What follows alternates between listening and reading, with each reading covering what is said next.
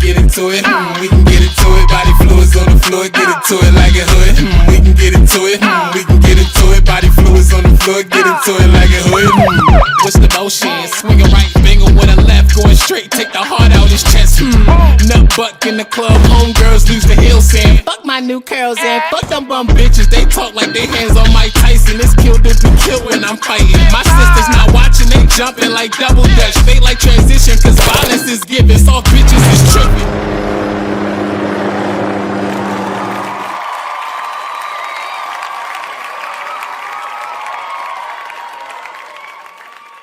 So you're John D. Rockefeller in the late 1800s, and you have a big problem. It's the Industrial Revolution and you have this giant oil empire, but you simply can't find enough wage slaves to keep the wheels turning. Unlike today where you can just make a job post online and a bunch of educated laborers will come flocking your way, back then most of America was rural. Most of America lived simple lives on farms. They were homeschooled, they went to schools ran by churches. They didn't know how to work a factory job or at an oil refinery. They weren't conditioned to clock in and out. So you needed a way to educate the population on a massive scale so they could come work for you. However, we don't want to educate them too much now, do we? Remember, knowledge is dangerous. There's a reason why slaves weren't allowed to learn how to read or write. So if you're gonna educate the masses, you have to tread very carefully. Teach them too much and they'll become too ambitious, too independent. They'll think for themselves. They'll become your competitors. Instead, you want to teach them just enough so they can keep your empire running with a happy, obedient smile on their face. So what did you do? You helped pioneer the American public school system. All of a sudden, every parent could just send their kids off to a free public school funded by good old Rockefeller. To the rest of the world, you looked like a saint. You were giving free education to all those uncivilized, ignorant Americans. But you and I know the truth. By dangling the prospect of free education in front of millions of American parents, you were able to trick them into relinquishing their children to the state. That way, for 8 to 12 years of a child's most formative years, you get to condition them to be exactly who you want them to be. You get to decide what they learn and don't learn. You get to decide how they see the world. You get to condition them to be scared, to be fearful, to be obedient, to not chase after their dreams, to accept mediocrity. You get to teach them that if they don't follow orders exactly to the T, they are a failure. I can't believe it. B is for bitch! Because these are the traits that make for a good laborer. And it worked. By giving every American access to free, standardized public education, you were able to solve the labor problem in America. Now, every generation that came after it would go into school filled with innocence, creativity, and joy, and they would come out of school as an obedient worker that doesn't want to rock the boat. Workers who are perfectly happy making their employers rich. Education system is predicated on the idea of academic ability. And there's a reason. The whole system was invented around the world. There were no public systems of education really before the 19th century. They all came into being to meet the needs of industrialism. Ah yes, our entire education system today was created because John D. Rockefeller needed more workers. But it wasn't just Rockefeller. No, loads of other rich American tycoons poured billions of dollars into creating the modern-day education system we have today. These are the same wealthy dynasties behind big oil, big food, big pharma, and they all wanted to provide you with free education, while they send their kids to private schools. As Rockefeller once said, I don't want a nation of thinkers, I want a nation of workers. These are the dark origins of our education system, and why you want to stay dangerous.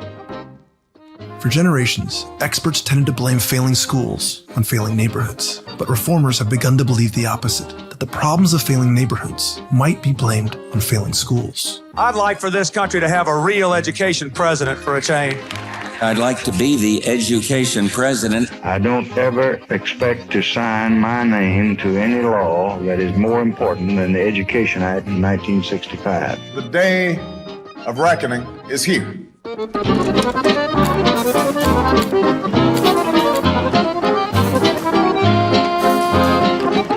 Yo, yo, yo. Welcome to Dudes Brewing. It's your boy, yes, Bender, and... Super duper Kales. Super duper Kales. Super duper. He's super duper. Super duper duper duper duper. We're back with you guys for another episode. Thank you guys for tuning in once again. We just want to thank you guys for taking the time to watch our video. Please feel free to jump down, hit the like, subscribe button. We appreciate all types of support. We're just trying to keep conversational, exchange between everyone, all of humanity, all races, male, female, everybody, just be able to talk about the things that matter most to us on this planet, because we need each other at the end of the day. Yeah. Conversations are tough, but they're necessary to be had, because that's how societies progress. Yeah, I can agree with that. Yes, so we're back again with some new episode, and we got an interesting topic today. We're going to talk and touch on some subjects around university. Yes. University and how they socially divide you. Or colleges, the Americans say. Yes, colleges and stuff like that. But the uni life or whatever. So there's a few topics we figured we wanted to touch on, because we see probably as a result of a few different instances that have happened over the last few months of I would say social unrest, like in the case of, say, a Posey Parker, or that might have been a case with the ladies throwing the tomato soup at the museum over climate change. Here comes Karen. What is worth more, art or life? Here comes Karen. Al Gore 30 years ago said we're supposed to be dead today. In Al Gore's documentary, when he came up and he said, I don't know what it was, 25 years ago or 30 years ago, and a lot of people sat there and said, what happened? Your argument just didn't have any credibility. But it got a lot of young people to go out there and march and protest and get excited about it. So it's a very effective message. Say that again. People are already dead because of the climate crisis. I'm not saying that 10 years down the line, people are going to die. People are dying now, right now, because of the climate crisis. Right. Well, go ahead, Katie. So yesterday, a lady that was involved in a car crash, actually linked to one of my circle of friends, she died because an ambulance couldn't get through because your protesters, Just Stop Oil, were blocking the road and the ambulance couldn't get through in time. She couldn't get the help she needed and she died. Earlier, you said that you are a peaceful protester. My friend is dead. How do you answer that? We have a blue light policy, which means whenever we have roadblocks, as soon as we hear sirens, we see the blue lights, people move out of the way. Even when people are gluing in the road, there's always one lane that is kept clear so that people can move out of the way.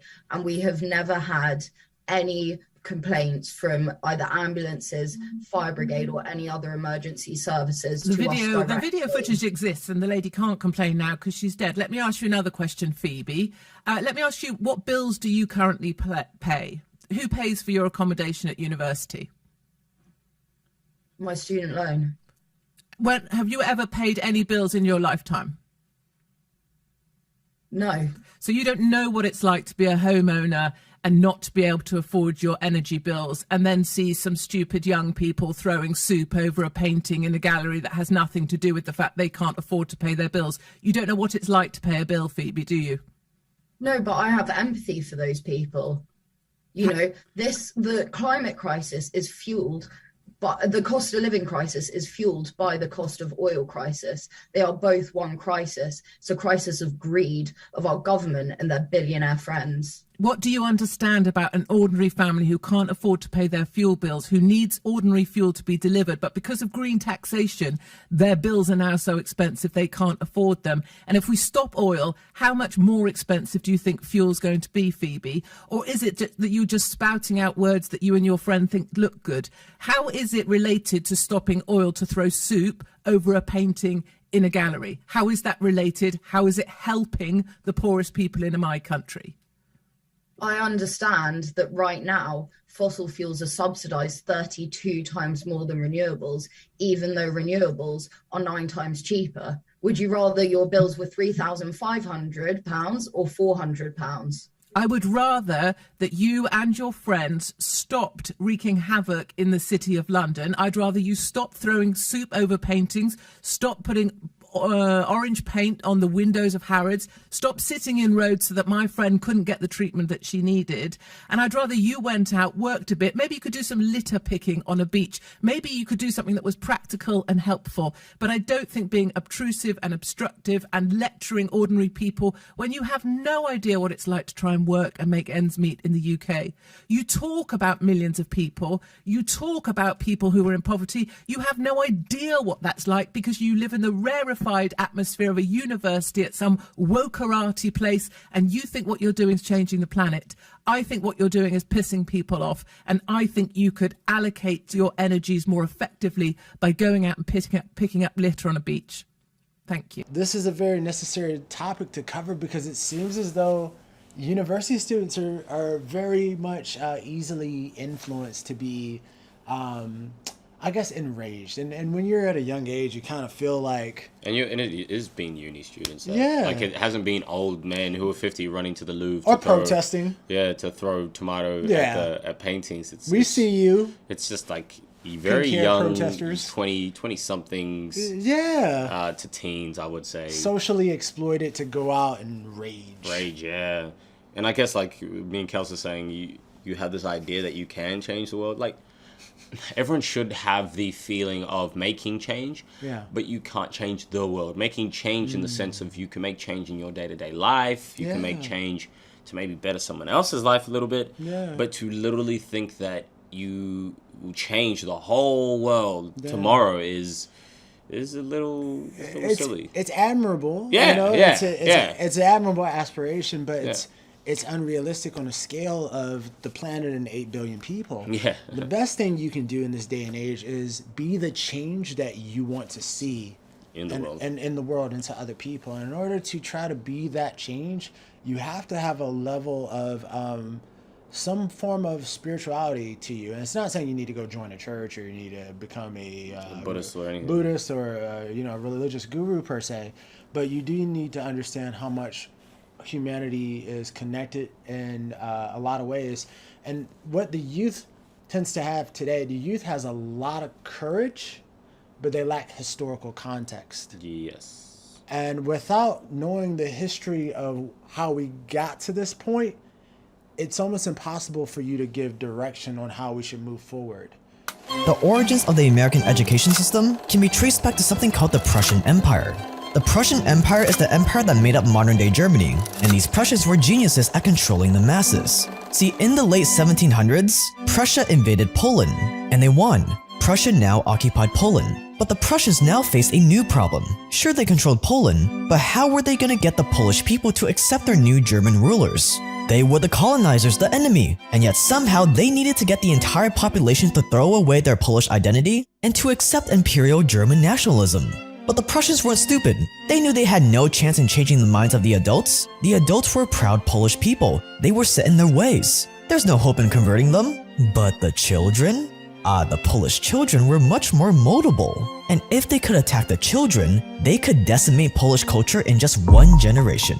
So, Prussia created a new 8-year education system, where for 8 years kids would go to school and learn things like reading and writing, but they would also learn how to listen to orders. They would learn how to do as they're told, to respect the authority of their Prussian leaders. And this new Prussian education system worked. One Prussian philosopher brilliantly described their education model by writing, "Education should be aimed at destroying free will, so that after pupils are thus schooled, they will be incapable throughout the rest of their lives of thinking or acting otherwise than as their schoolmasters would have wished. When the technique has been perfected, every government that has been in charge of education for more than one generation will be able to control its subjects securely, without the need of armies or policemen."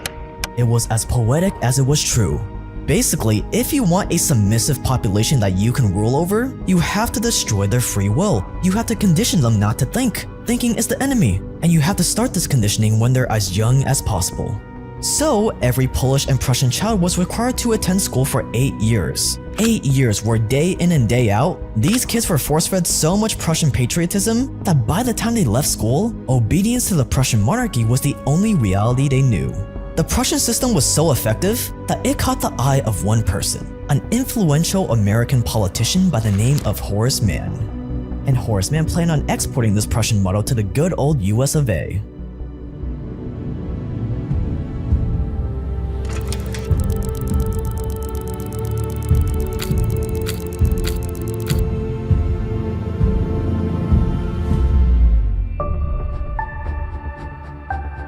Horace Mann was passionate about reforming American education. It was his life's duty. So in 1843, he traveled across Europe visiting schools to get ideas. But no education system impressed him more than the Prussian model. To him, the Prussian model was a work of art. Here was the roadmap to molding children into anything the elite wanted. If the Prussian model could remove every single trace of Polish culture, what could it do for America? With the Prussian model, it wouldn't matter if kids were Protestant, Catholic, Black, an immigrant, Native American, or even atheists, because we would be able to permanently instill patriotism, duty, and hard work into all of them. And with Horace Mann's political influence, tax-funded public schools following the Prussian model slowly started popping up all over America. And slowly but surely, parents, teachers, those in charge, and society as a whole started to accept the Prussian model as the only sensible way to educate the youth. Instead of one big class, schools were divided into separate classes for kids of different ages. Horace also wanted mainly women to be the teachers, which is why women dominate the teaching field today. Teachers were even sent to Prussia to learn firsthand how their system worked. Authorities bought into the Prussian model so much that by 1864, Congress made it illegal for Native American kids to be taught in their native languages. Instead, they were sent to faraway boarding schools so teachers could kill the Indian to save the man. By the end of the 1800s, the Prussian model had taken over America. And by 1900, almost every American state made public school mandatory, meaning that you had to give up your kid to the states or get the kid taken away from you and thrown in prison. Horace Mann changed the face of American public education forever, but the public school system wasn't in its final form yet, because as much as the Prussian model did wonders for the government, it still didn't do much for businessmen like you. And as John D. Rockefeller, you also saw the power of the Prussian model on the masses, and you plan on systematically infiltrating it.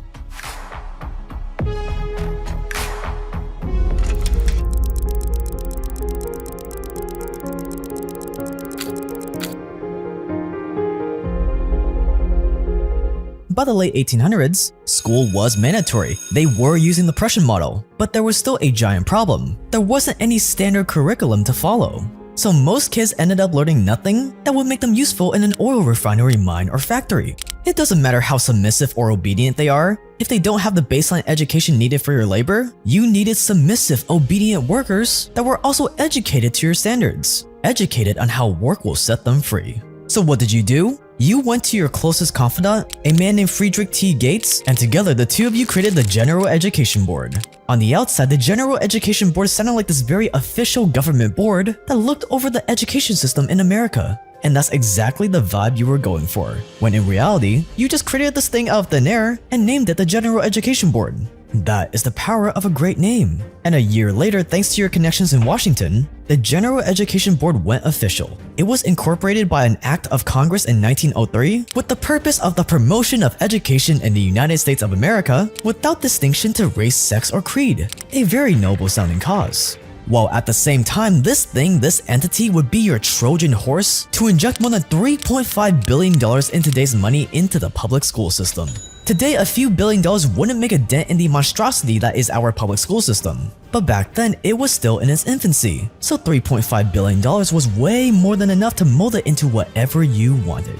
So with the money and the government charter in hand, the board went on to fund a vast number of public high schools. 912 high schools in the southern states alone by 1914. You also funded universities, medical schools, Ivy League schools, so that when kids finished their conditioning in high school, they would continue their conditioning in higher education. These are the origins of America's love affair with college degrees, by the way. College graduation has never been more valuable than it is today. And soon other business tycoons started jumping in on the action. By 1905, Andrew Carnegie, the steel magnate, founded the Carnegie Foundation for the Advancement of Teaching.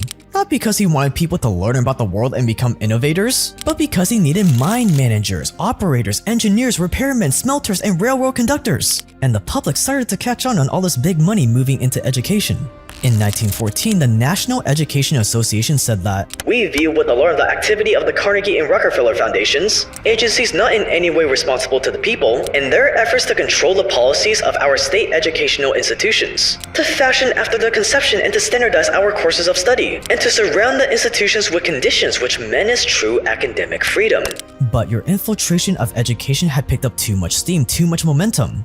There was no way it was gonna slow down now. By 1918, every single state started requiring kids to complete elementary school, and it just picked up from there. From standardized tests to the Carnegie-funded textbooks, to the Department of Education, to labeling and medicating kids that don't do well in this Rockefeller model of education. And your boy Friedrich T. Gates, who you created the General Education Board with, put it perfectly when he explained what he envisioned for America's education system. In our dream, we have limitless resources, and the people yield themselves with perfect docility to our molding hand. The present educational conventions fade from our minds, and unhampered by tradition, we work our own goodwill onto a grateful and responsive rural folk. We shall not try to make these people or any of their children into philosophers or men of learning or of science. We are not to raise up among them authors, orators, poets, or men of letters. We shall not search for embryo great artists, painters, musicians, nor will we cherish even the humbler ambition to raise up among them lawyers, doctors, preachers, statesmen, of whom we now have ample supply. That is the education system Rockefeller wanted. One that didn't search for the intrinsic gifts endowed in each of us. One that didn't pump out philosophers, authors, artists, or musicians. No, our modern day education system was designed for one thing and one thing only. To pump out mindless, thoughtless, standardized, dare I say it, slaves. John D. Rockefeller put it even more succinctly. He said, I don't want a nation of thinkers, I want a nation of workers. And if you look around today with all this fear, all this debt, all these years of education, and yet you come out not even knowing the basic fundamentals of how to survive in this world, like how to find a lifelong partner, save, make money, invest, and file taxes, when you look around and see all of this, I'd say that Rockefeller got exactly what he wanted. You have to know the steps that led up to this point in time, whether that be about climate change and maybe the recycling industry being involved in, not the recycling industry, but the plastic industry being involved in the invention of recycling and how they flipped that to sort of benefit them in some sort of way, and also how NGOs and financiers work that will finance certain agendas that are either pro or con, and they're actually financing two different things that are actually against each other, but it's sort of just they make it sound like they're trying to be ethical to try to heal our planet, but at the end of the day these billionaires have their own ulterior motives to essentially try to just keep the world divided as possible, and so they can keep coming back and promising that they have the solution. So you get caught up in this idea that you want to make change, but the change needs to be with you, but you need to have historical context. You cannot skip over parts of history and then try to advise on how to get out of the forest. If you got into a forest, you need to know how the paper trail of how you ended up at that point in time. You need to have leaves. Yeah, I think you gotta know your past to know your future. Yeah. I think I've heard that said a few times, because without knowing your past or knowing what's happened prior, it's very hard to guess where things are gonna be for the future. Yeah. Especially it's like going in blind to me. Yeah, and they say that now. Like every new generation, they're just like, these are the bravest, most fearless young kids, and they don't take anything from anybody. And I'm like, that's every generation. That's every generation. They said that in the '90s when there were kids coming out in the '90s and they were listening to certain forms of hip hop and whatever the case may be. Yeah. 06. You have exactly 8 hours and 54 minutes to think about why you're here. Any questions? Yeah. Does Barry Manilow know that you raid his wardrobe? A brain. Chicks now hold they smoke. That means A beauty. I'm not going to discuss my private life with strangers. A jock. You wear tights? I wear the required uniform. Tights. Shut up. A rebel. He's doing it to get a rise out of you. Just ignore him. You couldn't ignore me if you tried. And a recluse. I'm a nymphomaniac. Are your parents aware of this? A day like this. Bueller. Cameron Dave. Get dressed and come on over. Bueller. He has been absent 9 times. Bueller. My father spent 3 years restoring this car. I guess that's my dad. What are we gonna do? What aren't we going to do? Why should he get to ditch? Something's going on.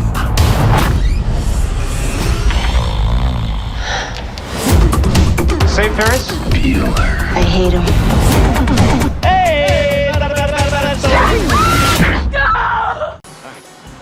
Must be the captain of the debating team. No. Come from all over the district. They even come with their own customs and traditions.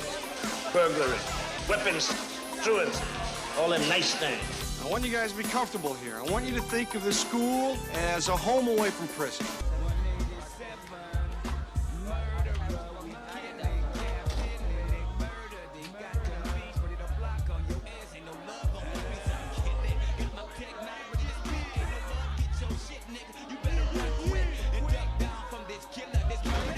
Oh, man, look at him, dog. All red and embarrassed and shit. Shut up, Jerome. And you, hand over the ice pick. What ice pick, man? Ain't got no ice pick. This is my class, Rodriguez. I know everything, and I don't allow weapons in here. This ain't your class, bitch. I care what the fuck I want. You better take that Superman shit somewhere else. It's impolite to stick your finger in somebody's chest. Would you like it if I did that to you? All right, hand over the ice pick, please. Thank you. Sit down. Motherfucker, you broke my hand. I just bent a little. I don't break them on the first offense. I'm in charge of this class. I'm the warrior chief. I'm the merciless god of anything that stirs in my universe. You fuck with me, and you will suffer my wrath. It ain't no dance that you can. You'll never know, never try. I know you can. Do this where you can do that, but this is loaded. Do your dance, it's easy. Take your best shot. Swing. Okay, let's get started. The text we're covering today is central to the development of Western civilization. But I must warn you, it contains violent and disturbing thoughts. Violence is ingrained in Western culture. Remember, milk and cookies, milk and cookies. Humpty Dumpty sat on a wall. That is so sexist. Where are all the women? Milk and cookies!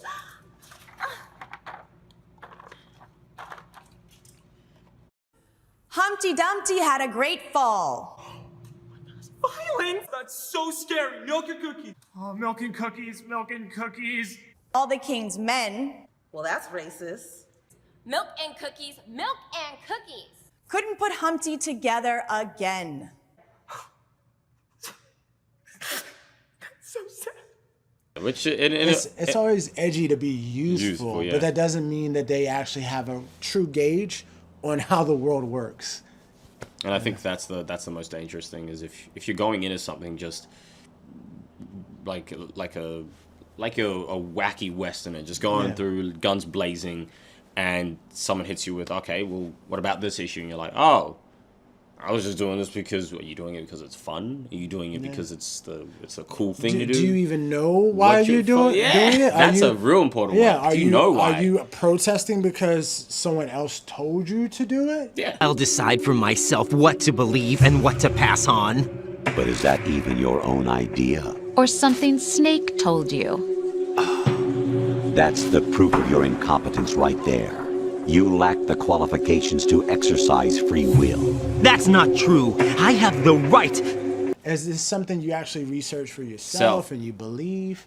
Because we, like Kelsa said, young people were so easily persuaded. Easily influenced. Exactly. Easily influenced. So of course, if it's super popular, you might not even care about it. Yeah. There might be a girl that's really cute who likes climate change. Yeah, it's like climate change. And as a dude, you will assimilate to becoming like her, or what they call like a male feminist. Yeah, they're like, you'll become something else just so you can have access to her in some type of way. You're like, yeah, I want to save the trees too, and you'll tie yourself up to a tree. In fact, you wouldn't even know what a tree is made out of, where to find trees. You might not even know what Greenpeace is, but you're happy to be like, yeah, Mandy, I also want them to stop cutting down those trees in Guatemala or wherever the hell they're cutting these trees down. Yeah. But what is that got to do with your life?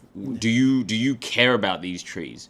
And I think if you're going into these protests, going into these things, fighting for something you don't care about, that's dangerous. Yeah. To me, because you're just a soldier without understanding what you're fighting for. You're following ideologies blindly. Essentially, that's what people would like to use the term fascism. Fascism is essentially you following an ideology without understanding the repercussions and the recourse of how that affects the environment or country as a whole.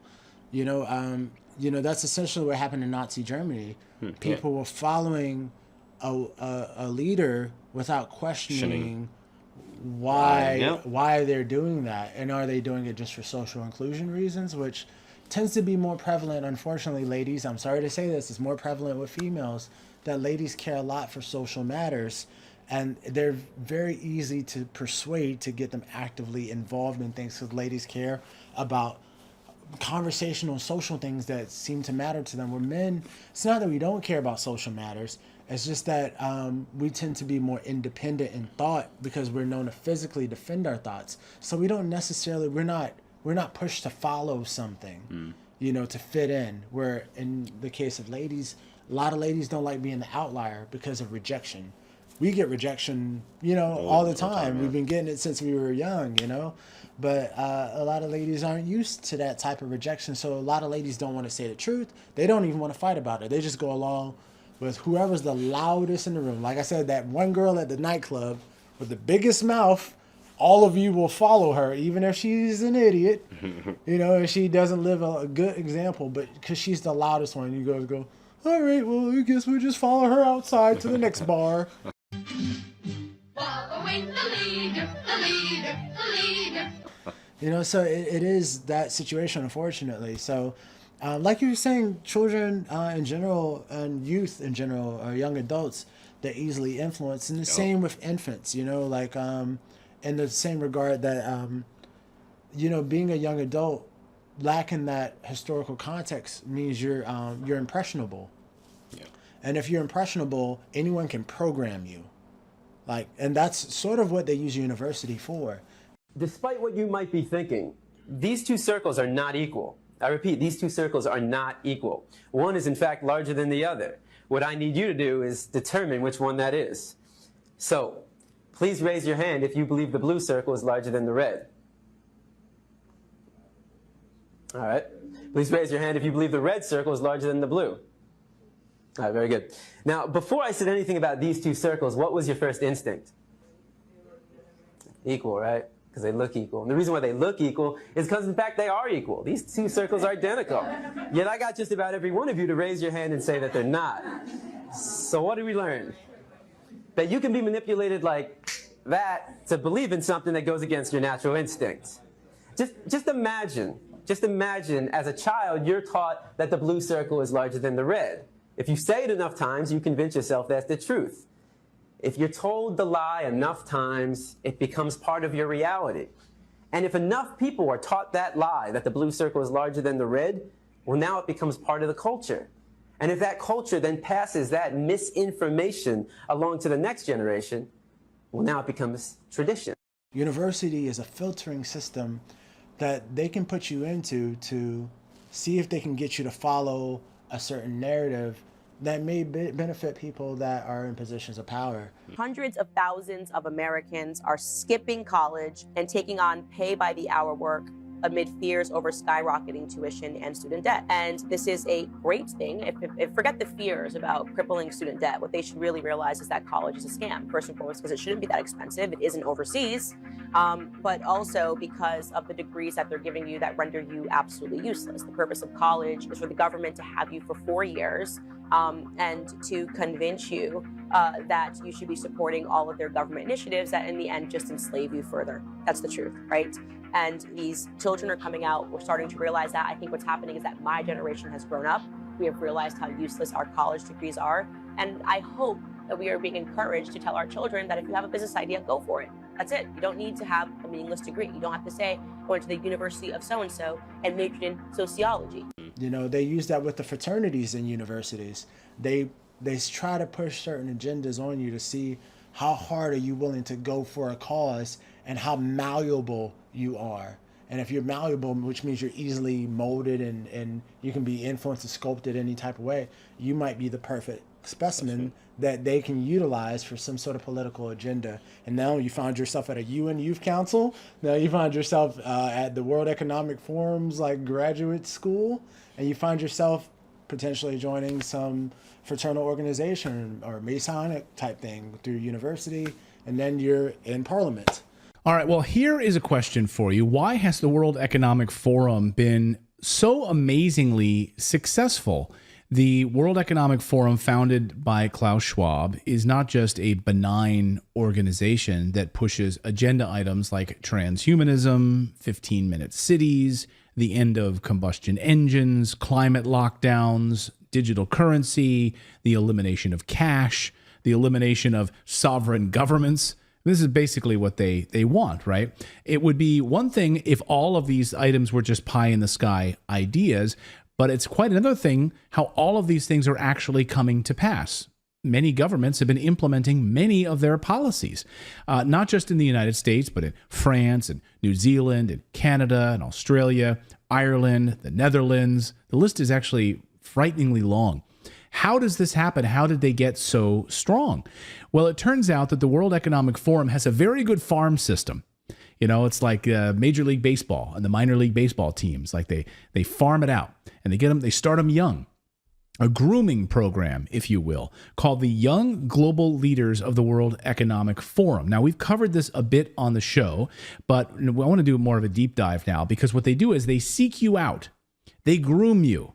They place you into this program. There's just one caveat. You need to be young. You need to be 40 or under so that you can then infiltrate these governments and do the bidding of the World Economic Forum. It's like a kids club.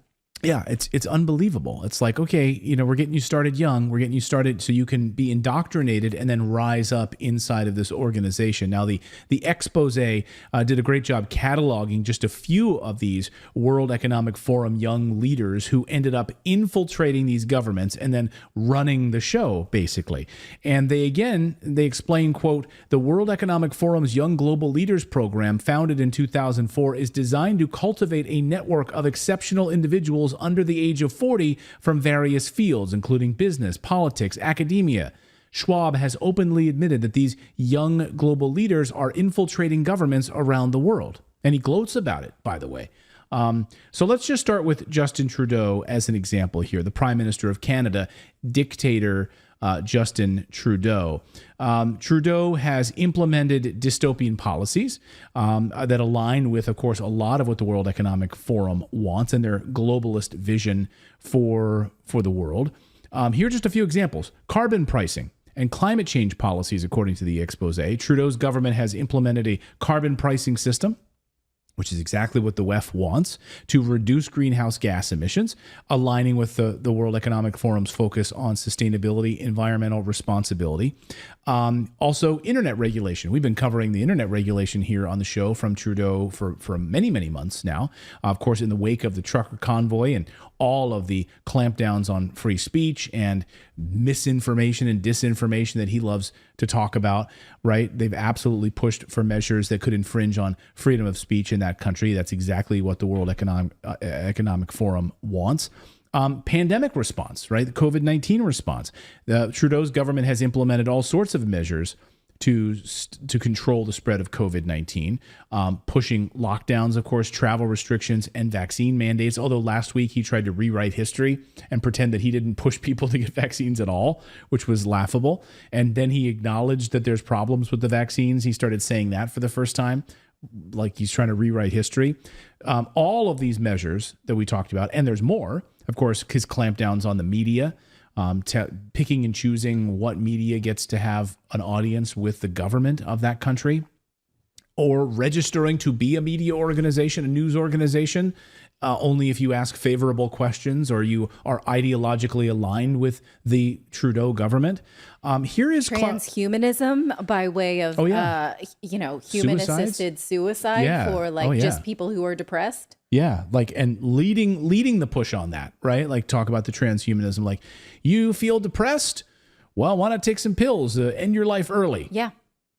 Yeah, forgot about that one. Let's add that to the list. Here's Klaus Schwab praising Trudeau, one of his young proteges.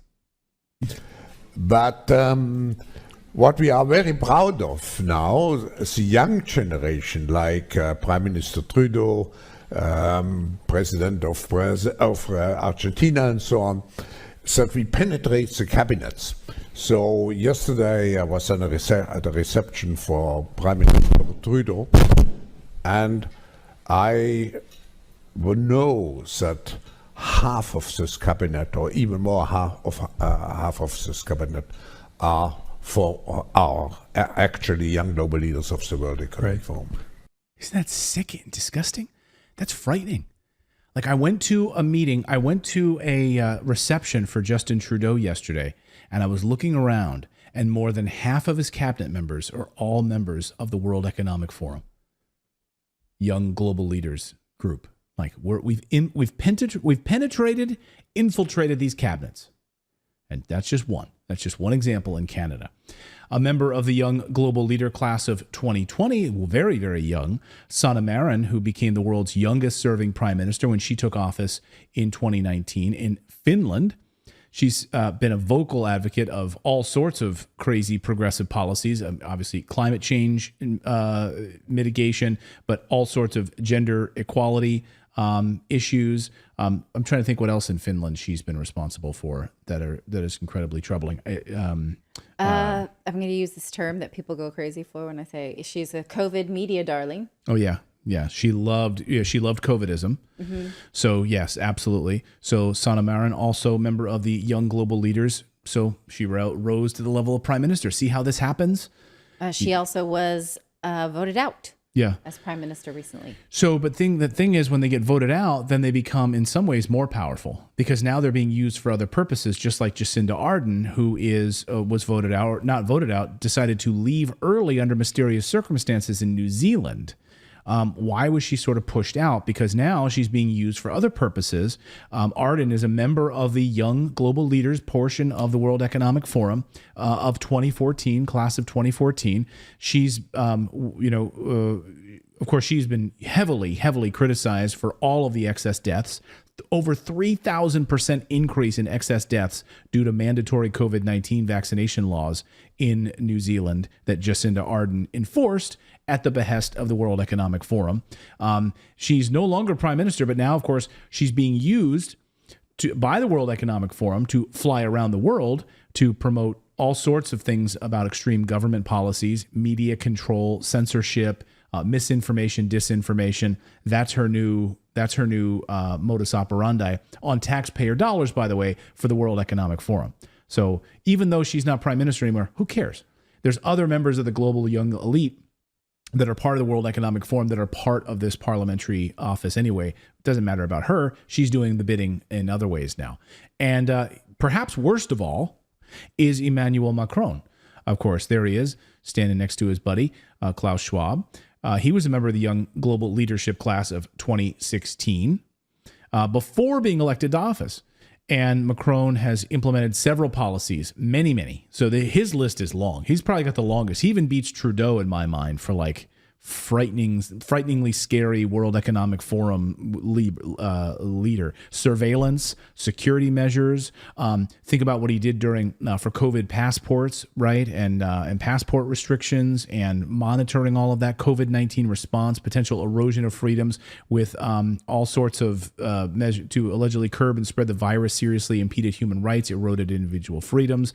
Introduction of the health passports, the vaccine passports, proof of vaccination, or required a negative test to go into certain public spaces, like even to just go into public spaces, personal liberties infringements, of course, exactly what the World Economic Forum wants, digital transformation and privacy concerns.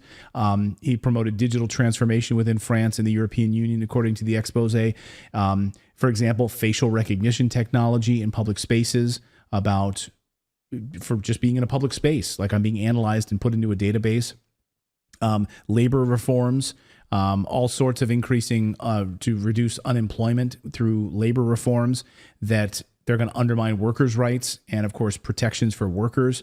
So job insecurity, income inequality, a lot of different things that he's put in place over the years. So Emmanuel Macron on that list Anything else you can think of from Emmanuel Macron? Think of, removal of cheap energy, environmentalism. He's one of those. Absolutely. Yeah. COVIDism. From what I saw some videos that he's apparently incredibly popular in France for the retirement age, just sort of ramming that through without any votes. Yeah, the change in retirement age. Yeah, I saw it look like people were really happy. Yeah, they're really cheering. They were on the streets really cheering and applauding that in France.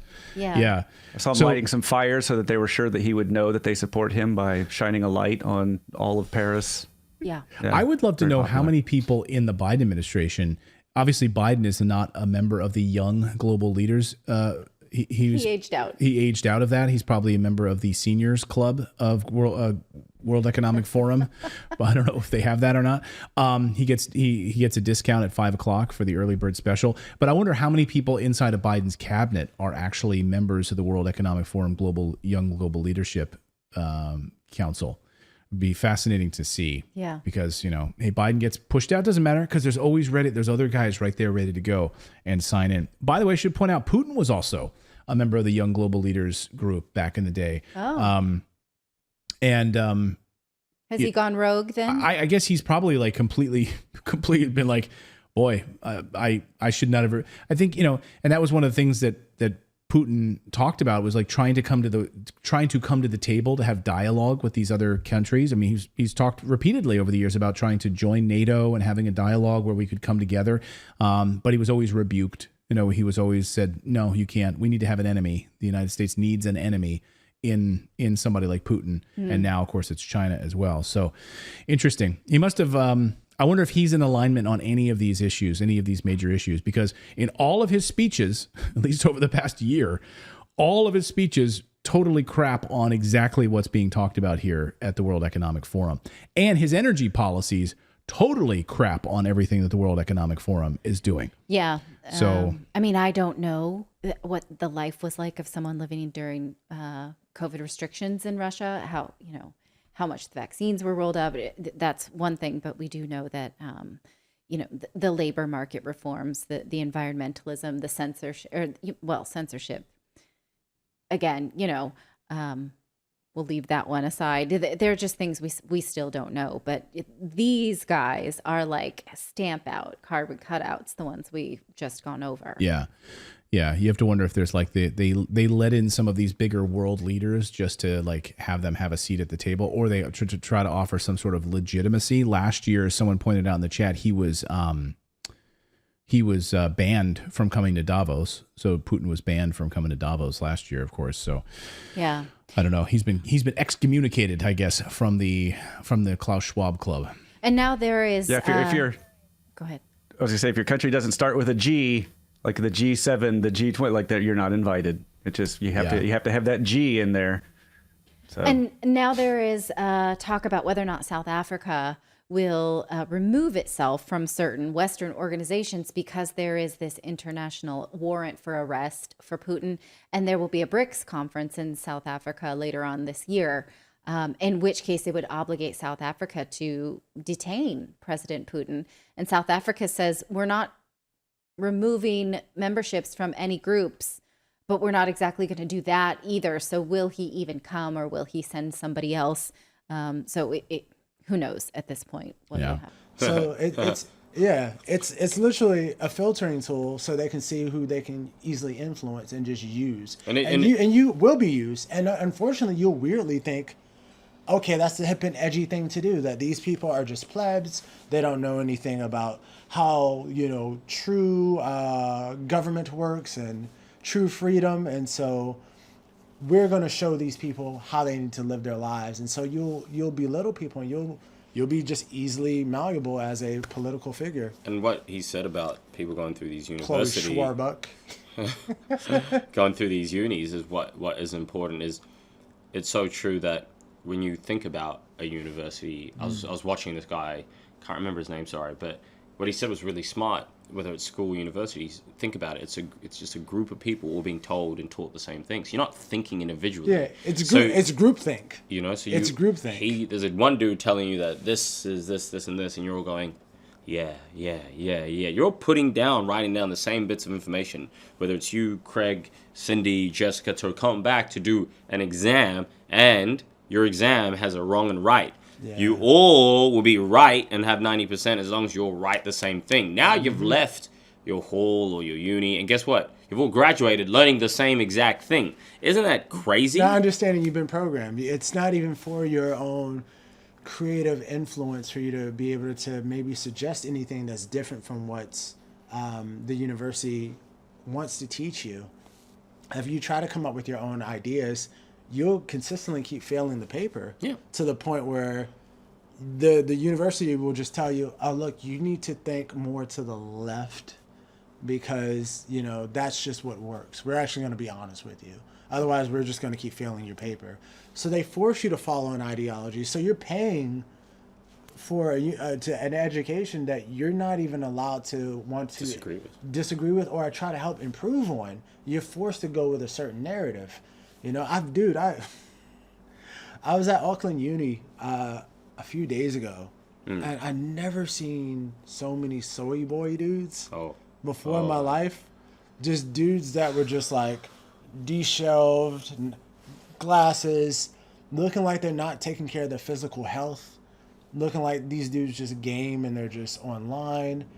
And that's what, you know, they're producing more in the world is sort of like unmasculine men that seemingly don't understand how important it is that we need to be protectors, you know, in this world that is a very dangerous place, you know. And a lot of these dudes that I saw were almost like male feminist type dudes, and I've seen a lot of these guys, and they happen to be Caucasian, and I don't know if that's what they call a white guilt type thing, you know, because there is being a Caucasian male in today's society. They've reversed the racism towards you guys.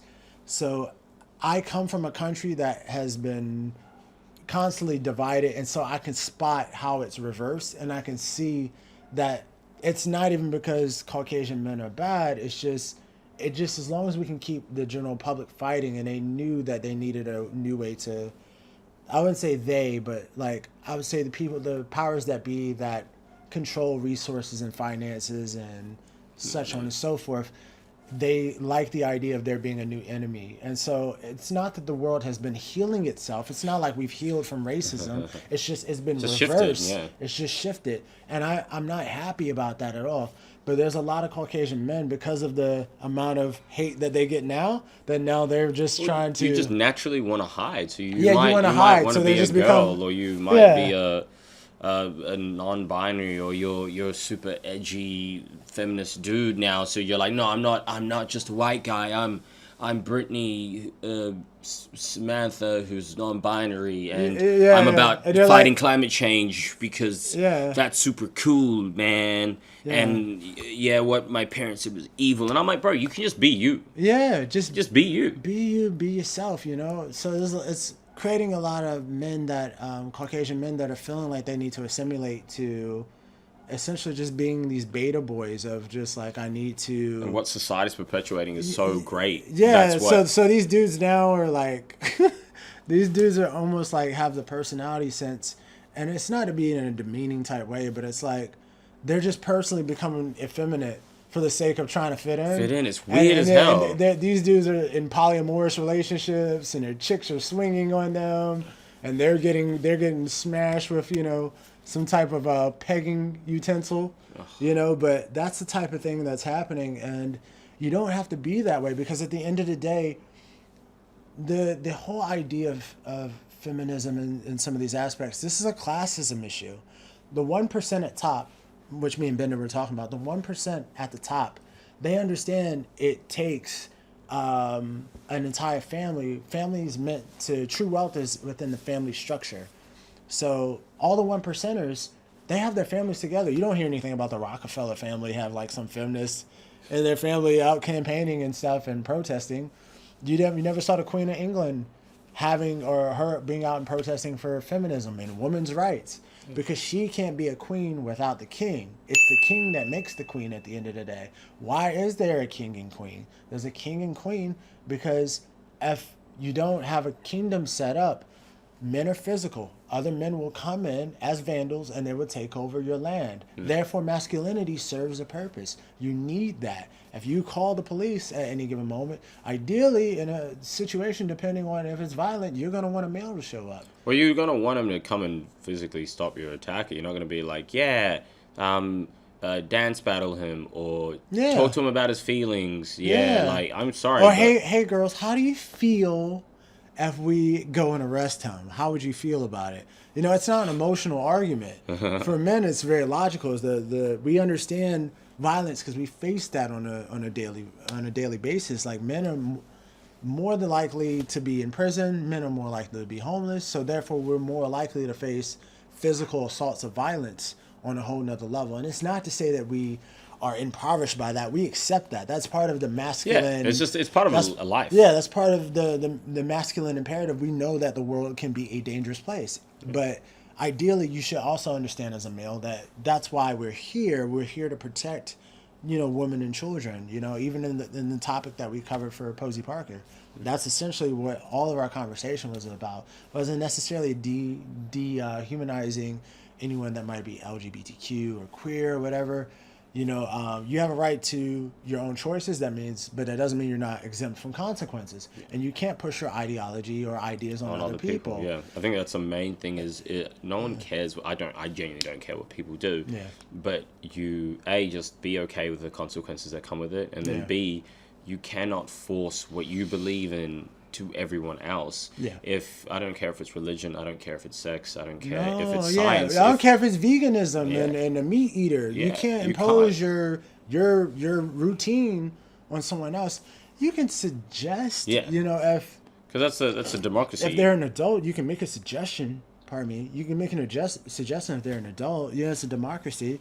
You can, if you feel like it would benefit their lives, but also be aware you can also misadvise somebody as well too, based on your projecting your life on theirs, which is weirdly what's going on in a lot of these schools with kids, whether that's in university or whether that's in elementary. That there's some queer people, there's some people that have their own personal life traumas, and they haven't gotten their life together, and they're projecting their personal life on their students. And like, guess what? You have that one university professor that's just like trying to get you to go, don't let a man grab a door for you. He's taking power away from you if he holds the door. It's like the Korean lady. She was speaking, and there's a famous Korean girl named Yeonmi Park, and she's been on Joe Rogan podcast and a few podcasts, and she was explaining when she was in university, the lecturer was telling her not to let men grab the door for her. And she's like, no. She's like, they're being nice to me and I can be nice to them. And she's like, there's nothing wrong with being kind towards each other. She's like, that's not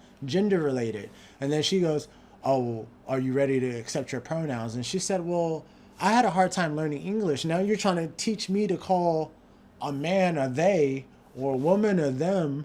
She said, no. She's like, men and women, that's it. That's all there was, born on earth. But there's people that have issues. Like, it's weird. And universities, in some regards, is almost a waste of time. Like, because you're paying people that haven't proven themselves, that have a successful life, to give you success. So, in other words, you're studying business and finance from somebody that hasn't ran a successful business or a finance company. If you see me pull up in my Bugatti in a gas station, do you look at me and think, wow, he went to school? Fuck no. You think drug dealer, gangster, scammer. Yeah. You think I'm doing something illegal because you understand if I was staying within the paradigms of the system, I couldn't have possibly achieved this. The only way you can fathom I've done it is by imagining me as an outlaw. Because within the paradigms of society, I shouldn't have even fucking done it. That's how much school's a scam. You don't look at someone rich and respect them thinking he went to school. The people you are learning from in school aren't even fucking rich. Your business professors never had a business. They're brokies. Because the current education system is read, read, read. It's not do, do, do. It's read, read, read. And that's why most people who come out of school can't do shit. That's why college and university is a complete waste of time. I did not go to university. The most successful people I know did not go to university. I do not have 4 years to dedicate to sitting there reading books of outdated knowledge when all the latest information in the world's on my internet Google browser for free anyway, and listen to some dork who's never made any money in his life tell me how to live my life?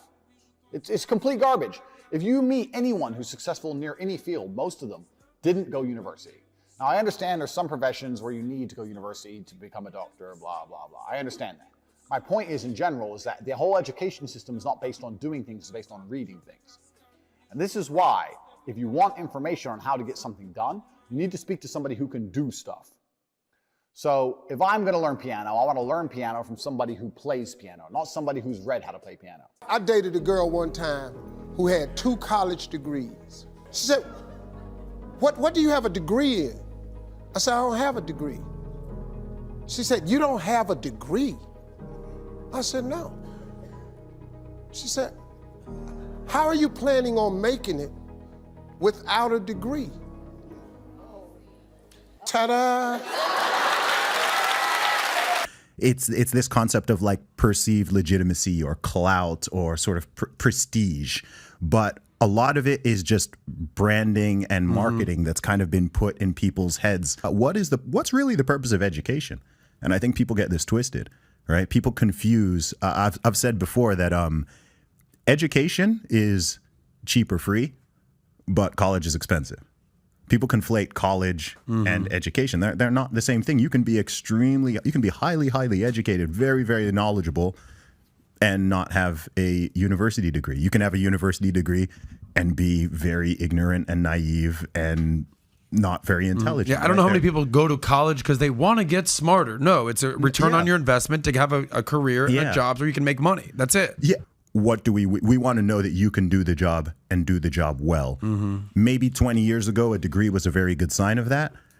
Now, for whatever reason, it's not. We want to know, have you got the skills? So it's weird. The idea of it is asinine because you can get an education at this point on YouTube, more likely, and you can actually hear somebody that has actually worked in that business on YouTube and them explain to you, hey, this is how I structured my insurance company.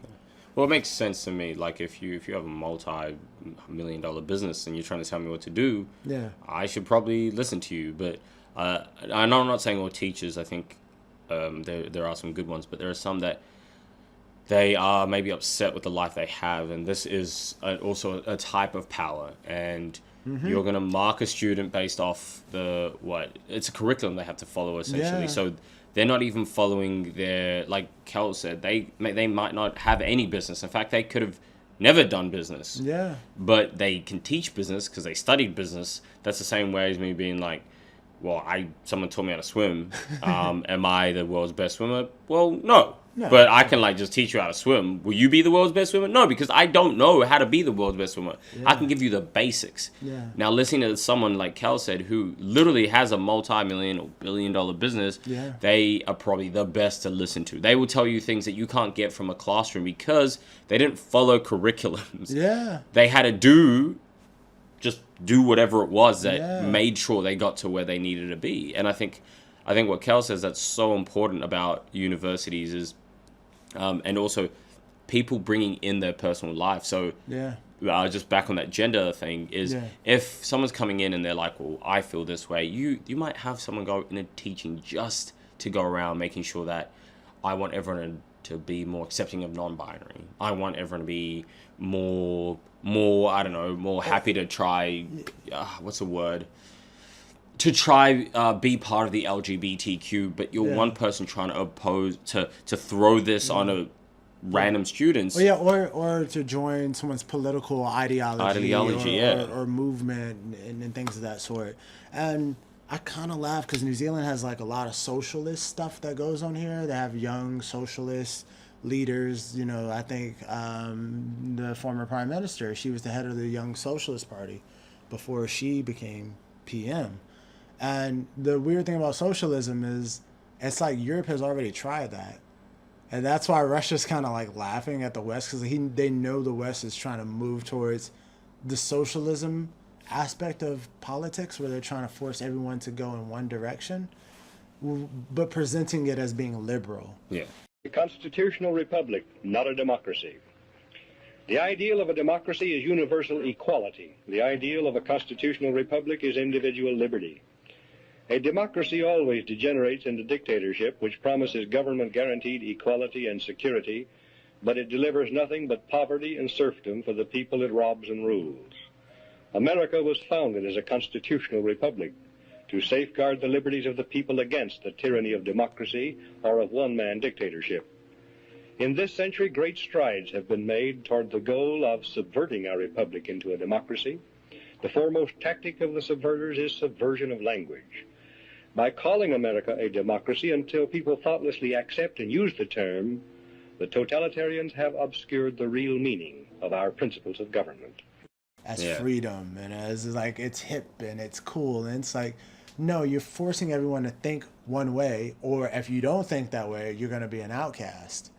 And that's not how a democratic country operates or works, you know. So, but yeah, imposing your own worldview on youth is dangerous. You and know? Sexuality. It's sexuality. This is why parents at this point, they need to go into elementary schools, and they have to go into elementary schools to always check their kids' classrooms and making sure there's not a rainbow flag in their classrooms, because that's a symbol of sexual preference. And kids don't need any conversations about sexual preference. They came from a male and female, regardless if you like it or not. Regardless if you have trauma, you had an issue with your dad, or you had an issue with your mom. It was a male and female that came together that birthed that kid. It's not your job to push any kind of sexual or sexual ideas on a child. The dangerous aspects of that is because of you conversing about that. Like we said, children are impressionable. Even at a university level, they're impressionable. So if they're small and impressionable, you can groom them into some bad way of thinking that an activity is actually normal. The hips on the drag queen go swish, swish, swish, swish, swish, swish, swish, swish, swish. The hips on the drag queen go swish, swish, swish. I'm a girl. I'm a girl. I'll wear my sparkle rainbow outfit. Do you get it? Everyone thinks that this girl is a boy because she's a little bit of a tomboy. Boys have a penis, girls have a vagina.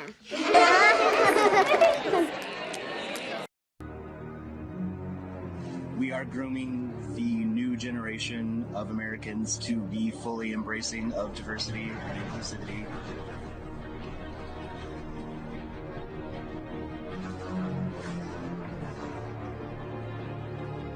Yes. Do you want to touch my hair?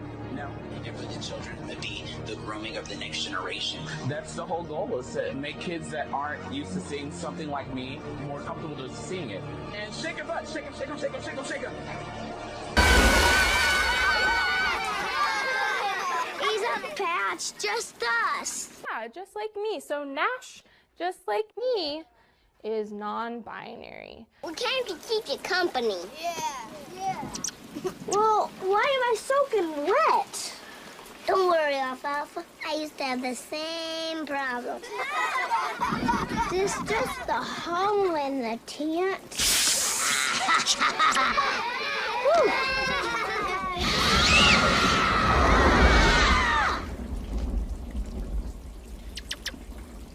You're not thinking about Darla, are you? No, of course not. Good. I wonder if she's not thinking of me, too. Why are boys such jerks? You're not thinking about Alfalfa, are you? Oh, no way. Are you sure? Babes are like a bad song. Once you get them stuck in your head, you can't get them out again.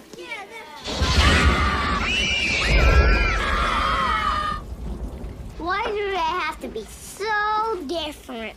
Girls get along with each other. Boys stand up for themselves. Girls care. Boys take what's theirs. Boys won't listen. All they want to do is talk. They like to moon ya. No, we don't.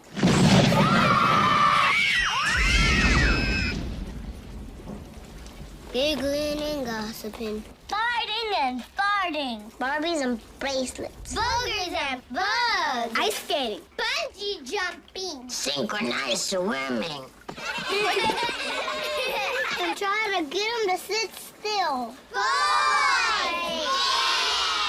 Girls! And the worst thing of all, they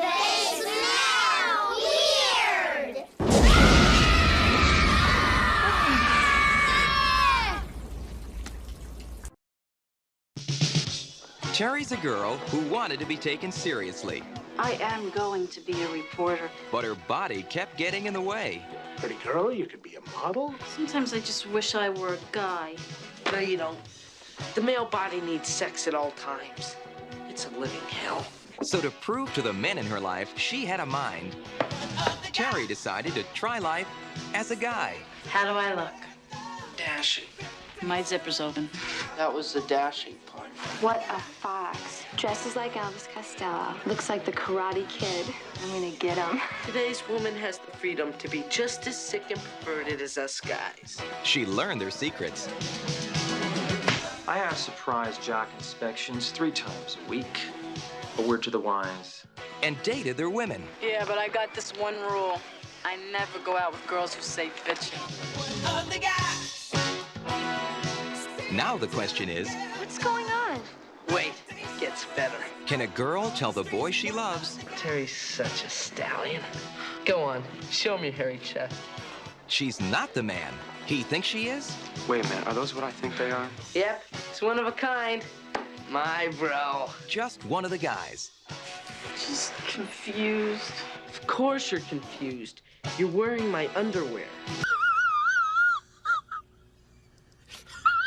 An activity that's actually an adult activity, and I'm not for that at all. You can F off with abuse of kids and any kind of like taking advantage of kids with their lack of critical thinking, because children don't have critical thinking skills. This is why they can't vote at a certain age, they can't drink at a certain age, they can't smoke cigarettes, they can't drive a car. It's because of a lack of critical thinking. And you're trying to tell me this kid can figure out what type of gender he wants or he is or she is at a young age? If my kid thinks he's Spider-Man, I'm not going to sew a Spider-Man suit on his body and convince him, go tell the world you're Spider-Man. Honestly, it doesn't matter how you want to identify. If it looks like abnormal, it's always going to be abnormal. You can't hide that. If I put on clown makeup, I will look like a clown. I can't convince everyone to accept me for who I am. I was born a clown, and that's just who I am.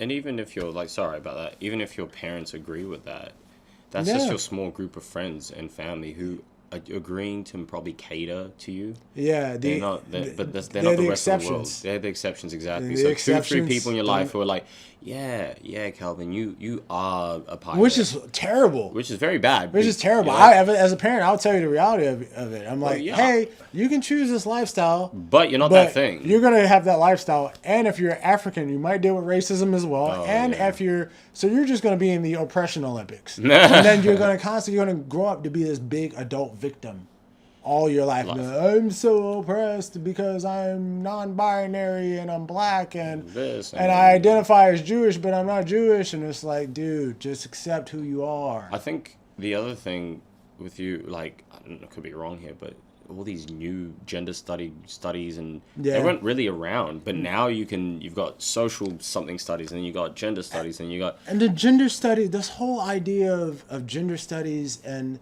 this whole philosophy came from that McKinsey guy. I touched on it's weird to say touched on it because that dude's like a creep. Yeah. But the McKinsey guy, I think I mentioned him in the episode that we did for, I think, the New Year's. It might have been a New Year's episode. But essentially, McKinsey was the guy who partnered up with Hugh Hefner, and they decided they want to sexualize universities and society as a whole. But McKinsey is a creepy dude. Indiana University has erected a statue of Alfred Kinsey, the so-called sexologist, who was revealed to have misrepresented research and legitimized child abuse. Among the wildly inaccurate claims in his best-selling book Sexual Behavior in the Human Male was that between 10 and 37% of men had engaged in homosexual behavior, and that 94% had committed adultery. Kinsey said his results were representative of the general population, but it was later revealed his interviewee sample contained an abnormal number of convicted sex offenders and other sexually unconventional groups, in numbers unrepresentative of the US in the 1940s. Kinsey's data included some gathered by a serial child molester detailing the abuse of at least 300 children, some as young as 2 months old. the Christian Institute's social policy analyst, Dr. Sharon James, says she is appalled by the continued adulation of Kinsey. Today, whatever else people believe or don't believe, all would agree that consent to sexual activity is essential. So I find it astonishing that Indiana State University is honouring Alfred Kinsey because his so-called research involved the sexual exploitation of children, even infants, who in no way could be deemed capable of offering informed consent. So what is the Kinsey scale? So the Kinsey scale in its most basic form is basically a rectangle split into 6. Half of it is sort of gray and the other half is white. And so it shows basically how much of each attraction you have. 0 is that you're entirely heterosexual, and 6 is entirely homosexual desires. The other numbers in between, so 5, 4, 3, 2, and 1, are all on what I would call the bisexual spectrum. So the public didn't necessarily believe it, but a lot of the professors certainly did, and so it was picked up in universities all over the country, and from there it filtered down to every place. Who funded his study? Yes, well, the Rockefeller Foundation not only funded his study, but when he looked like he was getting in big trouble with Congress, they shifted the money from Kinsey directly into what they called the American Law Institute Model Penal Code, which is why I'm here in the law school, because our laws were gutted and were changed based on all these frauds and these lies. I met up with Dr. Judith Reisman, a world historian in the destruction of human sexuality. Dr. Reisman is recognized as an expert witness exposing the sex industry's hidden agenda. Playboy Magazine. sued you, or you sued Playboy? No, Playboy sued me for libel and slander. And what happened? I won. She's fought the pornography industry for decades and even won a lawsuit against Playboy. So how did we get here to where we're at today? Because I don't think pornography has always been such an epidemic cancer within our society like it is today. No, not at all. We were, up to the end of the Second World War, a conservative Judeo-Christian nation. The turning point for all that was Dr. Alfred Kinsey, his book, Sexual Behavior in the Human Male, 1948. He was the father of the sexual revolution, and therefore the father of everything that has come from that. And certainly one of the key things was pornography. Dr. Alfred Kinsey ushered the destruction of our nation's moral code with his books, Sexual Behavior in the Human Male and Sexual Behavior in the Human Female, known as the Kinsey Reports. The world recognized him as the leading scientific expert on human sexuality. The reports claim that humans were sexual from birth, and that what we deemed as immoral sexual behavior was actually normal, thus making it moral. Once a biologist who studied gall wasp, Kinsey's obsession with sexuality led him to found the Kinsey Institute for Sex Research at Indiana State University. What people to this day are not aware of were the methods he used to collect his data. And I looked at the graphs that he provided, 30, 31, 32, 33, 34 tables, and I said, wait a minute, that's a 2-month-old baby. How does he know a 2-month-old baby did or did not have an orgasm? And then table 34, a 4-year-old child, 26 orgasms in 24 hours? That's an around-the-clock experiment. Essentially, what Kinsey did was he changed our belief about ourselves. This change of belief naturally changed our behavior. Soon, Kinsey's ideas permeated everything in our society, from our legal system reducing the penalty for sexual crimes and legalizing abortion, the media promoting his philosophy to the educational system, teaching children his views on sexuality. What's more, the pharmaceutical industry capitalized from the sexual revolution. We saw the emergence of STDs, sexual enhancers, and the morning after pill. The divorce rate soared along with sexual crime. As a people, we would never be the same again. Our innocence was lost forever. Ultimately, Kinsey's fraudulent data led to the legalization of pornography. One of the virgins in college that read Kinsey and believed him was a guy named Hugh Hefner. Okay, yeah, so he's in so college. Hefner was an advocate for he reads Kinsey and he says, hey, everybody's been lying to me. They've all been diddling around doing all this stuff, and I have been standing here being a nice guy. Forget it. He says, I will be, and I'm quoting him, Kinsey's pamphleteer. I will be Kinsey's pamphleteer. Really? So from there, he began to advocate for changes in law, and he created a magazine called Playboy, which then he said would reflect what Kinsey had found about human sexuality. In his fraudulent data. America was educated by a pedophile whose work was labeled as science. Alfred Kinsey. He's known as the father of the sexual revolution, the founder of sexology, and the framer of modern sex ed. Hello.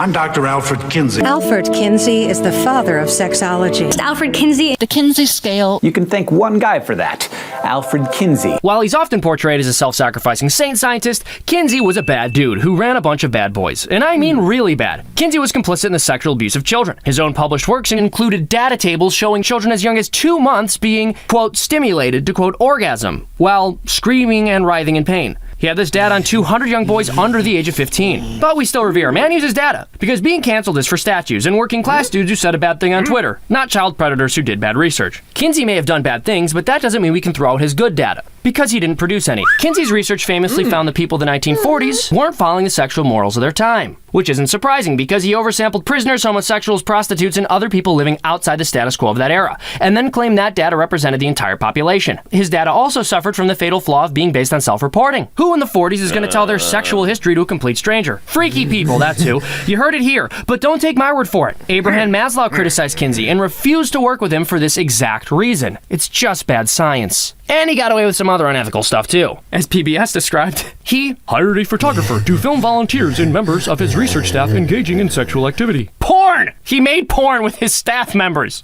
That's what that means. You know, for research. Kinsey purportedly found 26% of married women and 50% of married men cheat. That's 17% to over 50% of farm boys have sex with animals, and that pedophilic abuse isn't necessarily harmful to children. And many of these findings have been uncritically accepted, even though his research included obvious sampling biases and flat-out lies. Why? As humans will basically accept anything as true as long as it tells us we're good people. Whether you're a complete deviant or a relatively upright person, if you believe Kinsey's findings, you're gonna come away thinking, hey, I guess I'm not that bad. How does this affect us today? Well, one of Kinsey's most groundbreaking findings was that chastity is supposedly impossible. Speak for yourself, bud. Sadly, this kind of thinking entirely defines comprehensive sex ed curriculums, and that's no coincidence. Kinsey disciple Mary Keldrone founded SIECUS, and Kinsey's co-author Pomeroy, who openly advocated for incest between adults and children, by the way, was among the founding board members. SIECUS pioneered comprehensive sex education and still influences national policy on sex ed standards today, and it's all based on the assumptions of a man who was neither hero nor cartoon villain, a mere mediocre pervert and creep who did what any sick person in such a position would do: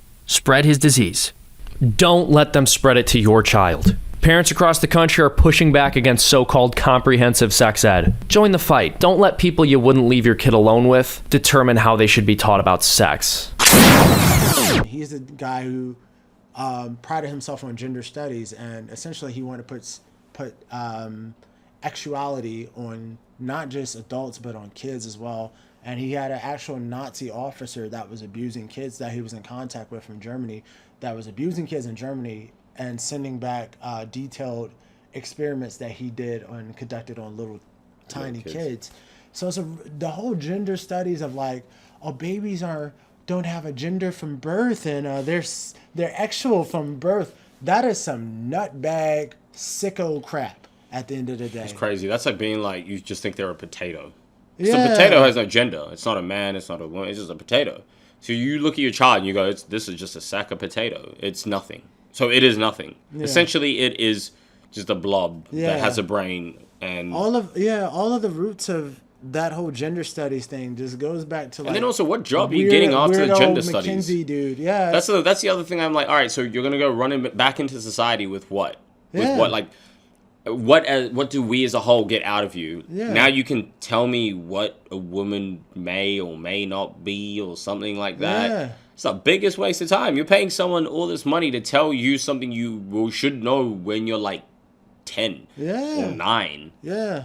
You know? Yeah, when I was a kid, man, this is a personal story. I had an adult that tried to convince me his thing was a lollipop and was trying to get me to perform something on him. And so that's why I'm like really strong on this subject that like, no, any adult actual identity or gender things that's related to, at the end of the day, it does end up with a lifestyle based on who you sleep with. I don't like any of that being put on kids. Kids are trying to learn shapes, colors, textures, trying to think, make critical decisions. They need to know how to eat, have good nutrition, survive this planet. Those are the main key things that They just need to be kids. Yeah, well, and just saying kids, they need to be taught things that are more practical to the survival of this planet and how they treat each other more so than their sexual liberation, whatever crap that you had, you want to push onto kids. Your trauma is an adult trauma. You go see a therapist, or you feel like you need to see a therapist. You know, another suggestion is go to the gym. Build a strong body will help you build a strong mind, but you have to know your biological imperative as men and women, as adults, and also the effect of that abuse of power can have on kids. And so those two things are separate in itself. You don't push adult activity on kids. Why do you think there's changing rooms? Because adults are supposed to get changed elsewhere in separate spaces. They're not supposed to get changed in front of kids. There's an etiquette there. There's an etiquette that you're supposed to have dealing with kids. And now they're trying to like dilute the etiquette that you give kids while you don't present a rated R film to a kid, a film that's rated R, MA-15, MA-15, MA-18 to a kid. They have those regulations in place because it has effects on kids' mental health and their psychology. You know, right now they're saying they care about your mental health, but they're saying they care about your mental health because they want you to change your identity and just be this cluster. And all the things that will happen out of you changing your identity or your gender, if you change your identity, is that you just become now a consistent customer of the pharmaceutical industry. You're a guaranteed customer for the rest of your life as a consumer to not just only plastic surgery, but all kinds of surgery, hormones. And we all know from the COVID, you know, that the pharmaceutical company likes money and they don't have many ethics around it. You guys might have saw that Pfizer video that got leaked from Project Veritas that they released about the Pfizer employee that was explaining they wanted to mutate the C-19 virus in order to be able to produce more and more vaccines. Pfizer ultimately is thinking about mutating COVID? Well, that is not what we say to the public. No, don't tell anyone this. You gotta publish, don't tell anyone. You gotta publish, don't tell anyone. Okay? We're exploring, like, now, you know how the virus keeps mutating? Yeah. Well, one of the things we're exploring is, like, why don't we just mutate it ourselves so we can create undoubtedly develop new vaccines, right? So we have to do that. If we're gonna do that, though, there's a risk of, like, as you could imagine, no one wants to be having a pharma company mutating viruses. You have to be, like, very controlled to make sure that this virus that you mutate doesn't create something that, like, you know, goes everywhere. Something crazy. I suspect is the way that the virus started in Wuhan. Have you tried the lasagna? It's my favorite. Did you catch a game last night? Is it still hot out there? Have you decided what dessert you're gonna have? In this real life, I'm literally a liar. All right. I was trying to impress a person on a date. What grade are you in at school? Do you like hot fudge sundaes? So, and it comes from my country. My country puts money over integrity. There's no ethics there. You know, my country is essentially, my home country is a money-making machine. It's just there to make money. It doesn't really care about who it eats. It will eat you. It will eat your grandma. It will eat everybody. Everybody has a dollar sign on them. Well, that's what the social security number thing is. Yeah, you know? yeah. It's like everyone has one, right, in the States, and that leads back to your 401 or your accounts or your debts. Yeah, with tax file numbers or IRD numbers. You know, these are all things that say that you're worth this much to the country at the given moment. So you have to understand that you are just a number in a system that's already in place, and don't get taken advantage of a system. So climate change is one thing that we were going to mention just quickly. So with climate change, the climate has always changed. There's nothing much you can do about that. That's human arrogance. that we think we can fix the planet and the planet needs our help. I don't think the earthquake in Christchurch felt like they needed our help. I think the earth just ate a piece of the ground when it decided to eat a piece of the ground, and you have no control over that. Tectonic plates have been around since God knows. Yeah, they've been around. They didn't just start now. No, they didn't start now. They've been around since the beginning of civilization. The countries that are leaking forms of methane into the earth from pollution, these are third world countries that are trying to catch up to first world countries. And you think they care to be more poor than you to catch up? To just stop having the methane leak into the ocean or whatever the case where it may be? No, because you're presenting a lifestyle that they want to feel okay too. They want to feel included and a part of this earth. Scientists are telling us now is that the threat of an ice age is not as remote as they once thought. At weather stations in the far north, temperatures have been dropping for 30 years. Seacoasts long free of summer ice are now blocked year-round. According to some climatologists, within a lifetime, we might be living in the next ice age. Now, that didn't happen. No. Oops. But some of the same experts who predicted global cooling started talking about global warming. But then again, those predictions didn't materialize. So today it's just called climate change. Right. It's just climate change. Yeah. For example, in 2008, Dr. Tim Flannery from the Australian government's Climate Change Unit said, just imagine yourself in a world 5 years from now, so that would be 2013. 2013. Yeah, when there's no more ice over the Arctic. Oh. In that same year, Al Gore made a similar prediction. That was the common view of the mainstream climate scientists. See, I'm not one of these people who's worried about everything.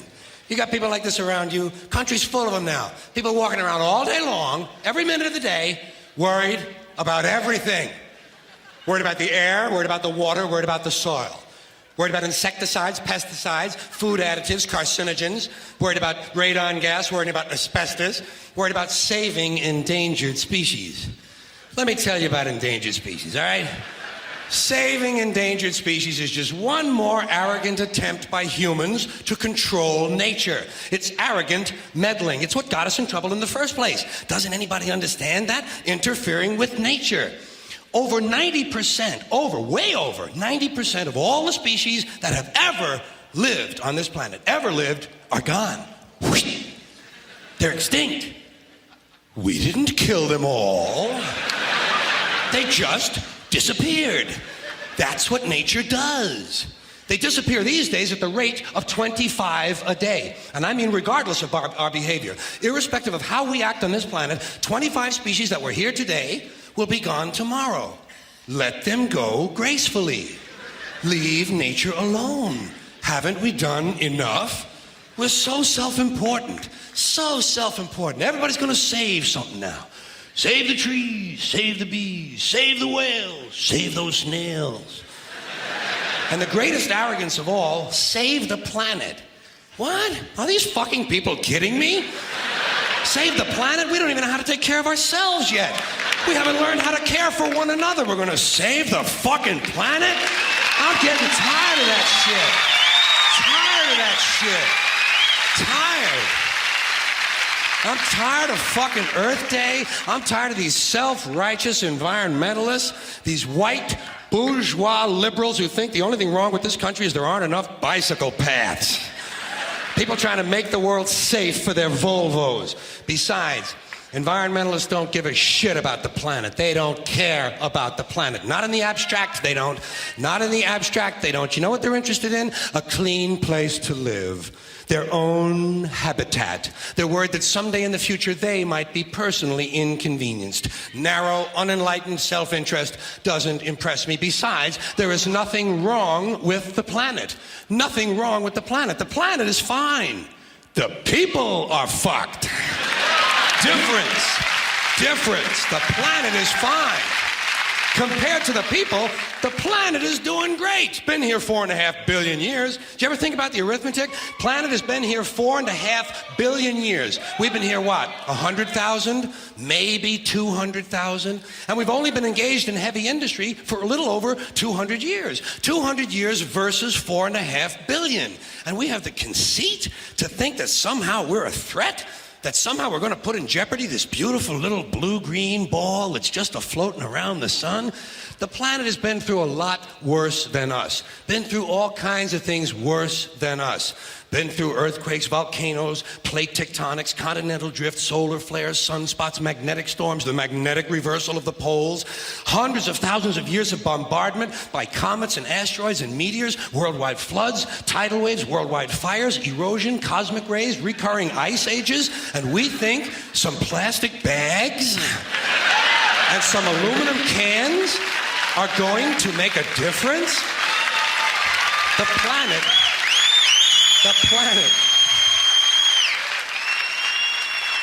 planet isn't going anywhere. We are. We're going away. Pack your shit, folks. We're going away. And we won't leave much of a trace either. Thank God for that. Maybe a little styrofoam. Maybe. Little styrofoam. Planet will be here and we'll be long gone. Just another failed mutation. Just another closed-end biological mistake. An evolutionary cul-de-sac. The planet will shake us off like a bad case of fleas. A surface nuisance. You want to know how the planet's doing? Ask those people at Pompeii who are frozen into position from volcanic ash how the planet's doing. Want to know if the planet's all right? Ask those people in Mexico City or Armenia or 100 other places buried under thousands of tons of earthquake rubble if they feel like a threat to the planet this week. How about those people in Kilauea, Hawaii, who build their homes right next to an active volcano and then wonder why they have lava in the living room? The planet will be here for a long, long, long time after we're gone, and it will heal itself, it will cleanse itself, because that's what it does. It's a self-correcting system. The air and the water will recover, the earth will be renewed, and if it's true that plastic is not degradable, well, the planet will simply incorporate plastic into a new paradigm, the earth plus plastic. The earth doesn't share our prejudice towards plastic. Plastic came out of the earth. The earth probably sees plastic as just another one of its children. Could be the only reason the earth allowed us to be spawned from it in the first place. It wanted plastic for itself. Didn't know how to make it. Needed us. Could be the answer to our age-old philosophical question, why are we here? Plastic. Assholes. So, the plastic is here, our job is done, we can be phased out now, and I think that's really started already, don't you? I mean, to be fair, the planet probably sees us as a mild threat, something to be dealt with, and I'm sure the planet will defend itself in the manner of a large organism, like a beehive or an ant colony can muster a defense. I'm sure the planet will think of something. What would you do if you were the planet trying to defend against this pesky, troublesome species? Let's see, what might, viruses. Viruses might be good. They seem vulnerable to viruses. And viruses are tricky, always mutating and forming new strains whenever a vaccine is developed. Perhaps this first virus could be one that compromises the immune system of these creatures. Perhaps a human immunodeficiency virus, making them vulnerable to all sorts of other diseases and infections that might come along. And maybe it could be spread sexually, making them a little reluctant to engage in the act of reproduction. Well, that's a poetic note. And it's a start. And I can dream, can't I? See, I don't worry about the little things. Bees, trees, whales, snails. I think we're part of a greater wisdom than we will ever understand. A higher order. Call it what you want. You know what I call it? The big electron. The big electron. Whoa. Whoa. Whoa. It doesn't punish. It doesn't judge at all. It just is. And so are we, for a little while. Thanks for being here with me for a little while tonight. You know, so that's something else to bear in mind. And also as far as like producing something more sustainable when it comes to what they term ESG, economic, social governance. As if they wanted to make some more sustainable, like I would say, energy source, they would use nuclear, because nuclear is non-polluting. It doesn't output more CO2 emissions. nuclear is perfectly fine, but they want to avoid nuclear because it's a solution that fixes all. You know, anytime the world has a solution that fixes all, they kind of shun that, and they try to even get rid of the person who might have invented it. Well, people have to remember that all these things create money. So when you come up with a drug that cures 10 different things, you have to ask yourself, okay, how's that going to be? How's that going to screw over said companies? There was a hydrogen-powered battery that a New Zealander had made in the 80s, and then the technology just disappeared. No one knows what happened to the guy either. There's been a number of those situations that happened. It happened, yeah. And it wouldn't surprise me. You're going to count. You're going to probably cost these people billions of dollars. Yeah. Billions of dollars. If Calvin creates a bunch of cures today, cures. Keyword is cure. It doesn't come back. How are they going to keep making money? So is it worth getting rid of one guy? It's so sad that people don't comprehend. Billions of dollars. That people will obviously, if they're running a business and you take away from their profit, you screw their business over. Yeah, you're cutting into their profit. That they don't have any ethics about that. You know, people kill for $10,000. I try to explain this to people. If people are willing to do that, what do you think people are willing to do if they found out that you're going to cost them billions of dollars because you found a solution to the issue or the world's issues? We would hope the planet to be that way, and that would be nice. That would be a great thing. But there's people that are actively invested because they already control the resources. They're already in positions of power, and they don't want to lose that power. We all know the term carbon footprint, but did you ever consider who created it? You probably believe it was created by a well-meaning environmental group, some organization that really cares about our planet. Well, nope, it was created by these guys, British Petroleum, otherwise known as BP, the same BP that's the 5th largest producer of oil on the planet, and the company responsible for this, the second most devastating oil spill in history. BP created the term in 2004 as part of a massive global advertising campaign. It was a masterclass in greenwashing, designed to take the focus off its polluting practices and to put the blame on the public for buying its dirty products, instead of BP for creating them. In short, they spent millions to blame you for carbon and to make you feel guilty for not being green, all so that they could wipe their conscience clean and continue to make billions a year in profits from oil. So they will circumvent that new technology to keep themselves and their family, keyword family, in the same position that they always have been. You know, so there's world stakeholders that don't really care to fix our planet. They want to colonize us digitally if they can, through a census or through a virus and a digital passport. Anything to help keep us in line. So you got to be smart enough to understand you will get taken advantage of. No, I agree. I think what he said was perfect, especially you just got to remember that people have been talking about climate change for ages, and simply put... in the 1980s, they were talking about acid rain. The world was supposed to end because of acid rain. So when I was growing up in the 90s, we kept hearing that, like, oh my God, the world's just going to go really south, and it's going to be acid rain everywhere. Everyone's cars are going to be burning up from acid rain, and rust is going to be everywhere. So we were anticipating this really dark and gloomy, like, end of day scenario, and then it just never happened. And that's always the case. But then I also then the world was supposed to be flooded by, like, I think 2003, and then Al Gore, which is Bill Clinton's 2012. Yeah, Bill Clinton's former vice president. He created the whole climate change initiative and move with his documentary, An Inconvenient Truth. And he was saying the world was going to end in 2012. It didn't happen. Greta Thunberg said the world was going to end in 2023, if I'm not, or 2022, or 2023. 2022 or 2023. Yeah. She said on this date, we're going to face mass extinction. And it didn't happen. It's fear-mongering. It's fear. It's just, it freaks people out. Yeah, fear makes people behave irrationally. And she said it herself. She's an anarchist, just like some people in certain political parties that are in New Zealand are anarchists, supporting, bashing of ladies. And I think also what people need to think about is, if you care so much about this stuff, actually look at your life, every single thing in your life, and start taking away the things that ruin the planet. And you'll find that it's probably 80% of the things you own, from your car to your phone, to your TV, to your this, to your washing machine, to all these things. And obviously you're not going to throw away half your life because you're trying to save the world. And the next thing is, your politicians and people in power also don't care. No, they're going to care. summits in private jets, Yeah. and private jets release some of the most highest emissions, into the atmosphere. But then there's 26 private jets flying in a goddamn Switzerland. Yeah. And they're talking about climate change, and that's why I can't take it seriously, because you're trying to be like, we gotta save the planet. Oh yeah. But I need to take. But I need my private jet. And I'm like, what?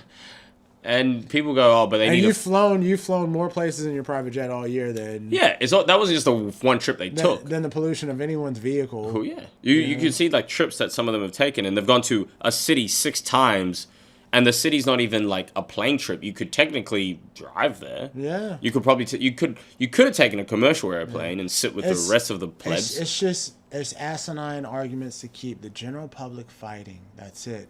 Because, like I said, if you fix the energy crisis, which is nuclear, if they decided to use nuclear, which supplies so much power for the next hundreds of years, there would be no need for an ESG. They would need an economic social governance. The energy crisis would fix the social issue and the governance issue, but they don't want to actively fix the energy crisis, so it keeps people fighting, so they keep the social aspect and the governance. Governance is meaning them needing to micromanage you guys at the end of the day. Yeah. If some of you guys were afraid about COVID, look how he injects the fear of cyber attack and other things in his method of marketing. So press play. Pay insufficient attention to the frightening scenario of a comprehensive cyber attack, which would bring to a complete halt to the power supply, transportation, hospital services, our society as a whole. The COVID-19 crisis would be seen in this respect as a small disturbance in comparison to a major cyber attack. I don't understand. Can I ask you? Yeah, sure. This is not my show, okay? So I want to be respectful. Can you put up the Apple 1984 ad? Identical. It's the same music. Yes. It's like just identical. Literally. It's the first thing I thought about. It's the first thing I thought about. It straight up is like you wouldn't. That's the face. Don't play it. Just show the face. That looks like you can't use the audio. This is the guy who is. Like, that's Klaus Schwab on the screen. Yeah. So tell me that is not the exact same person. But think about that. Yeah. Germany. You think about Adolf. You think about 1984. It's the message. How is he convincing people like a Joe Biden to say, let me announce my candidacy campaign to be Build Back Better, which he's the Build Back Better guy. So why are people buying into this guy? Why does he have so much influence over people? So the answer comes down to money, actually. So it comes down to money. But he doesn't have money. He doesn't have money. No. It's not even this man. I mean, I gotta tell you something. I was asked by the Wall Street Journal to review a book that he wrote, in like early 2020 or 2021, a couple years ago. And through reading that book, I get the sense that he's just a sincere individual who has had this passion for 50 years, and in his own heart is just one man who has his views. They're views that I deeply disagree with, but he happens to have exercised influence because everyone else with money, 360 degrees surrounding him, had a use for that. Okay? Larry Fink is on the board of the World Economic Forum of Davos. Klaus Schwab doesn't have money, or not in a seriously large-scale way. Larry Fink controls $8 to $10 trillion under the purview of one man. That's probably the largest. He was. Larry being who, you're talking about BlackRock, Larry Fink. Yeah. I mean, that is probably the largest aggregation of capital under one man's authority. No question. In human history, more than the Dutch East India Company, okay? And he's on the board of the World Economic Forum of Davos. So what does this accomplish? It is a front. That is what this is. This is a front. And you know what? These things always come in 3-letter acronyms, right? ESG, DEI, SRI, socially responsible investing, CSR. My favorite 3-letter acronym is the CCP. You look at Klaus Schwab, he elevates the CCP. He talks about the Chinese model of dealing with COVID-19. Not in a way not to do it, but in the way to do it. Right. So here's the way this game works, okay? The BlackRocks of the world apply constraints to the West. Emissions caps, what kinds of energy you can and cannot use, what kinds of diversity you must have. They apply that to the West without applying those same constraints in places like China. I'll give you a very specific example, okay? They're pressuring companies like Exxon to adopt Scope 3 emissions caps. That causes companies like Exxon to drop oil projects. Now, a couple years ago, there's an oil project in the Sichuan province of China. Chevron drops it. You might wonder, hey, maybe this is part of the fight against global climate change. Maybe that project isn't proceeding. You'd be wrong. That same project is proceeding just under new ownership. Who's the new ownership? It is PetroChina. Now you take a look at who's one of the larger shareholders of PetroChina. It is none other than BlackRock, the same party who's pressuring firms like pull up Exxon and Chevron. Yeah. So the interesting thing here is that take it from the left hand and give it to the right. That's last time I checked, we're supposed to be fighting global climate change. I'm just seeing a three-card Monty going on. Follow the money. It's and like then the one World way or Economic another. Forum is this front that gives this, that sort of creates this veneer of legitimacy, when in fact, because it's a nonprofit global allegiance and organization conceived by this elderly Swiss gentleman, Klaus Schwab, when in fact it is just a vehicle for advancing an agenda that impedes the objectives of the West without laying a finger on China or the Chinese economy. And so the CCP is the most relevant three-letter acronym lurking behind the scenes. I'll give you another little mystery here. Why is it part of the global ESG agenda to be hostile towards nuclear energy? So the first paradox is, why do they shift production to China and they're okay with it? Oh, and by the way, for any climate activists listening to this, I mean, just to give you a fact to think about tonight when you go to bed, methane leakage, a unit of methane is 80 times worse for global warming than carbon dioxide, okay? People talk about carbon emissions. Well, if you want to actually have a database debate, you can't just talk about carbon. You have to talk about the difference between carbon dioxide, methane, and other forms of carbon. Turns out methane leakage is 80 times worse for global warming than carbon dioxide. Guess where methane leakage is worse? In places like Russia and China. So when you shift production from the U.S. to other parts of the world, it's not just that it's net neutral with woke washing. It's worse than that, because you're actually contributing to more methane leakage into the atmosphere than you were even in the U.S. You've done even more harm on your own terms. Even if you subscribe to this crazy religious zealotry, even if you subscribe to that, you have failed on your own terms. So that's the first mystery.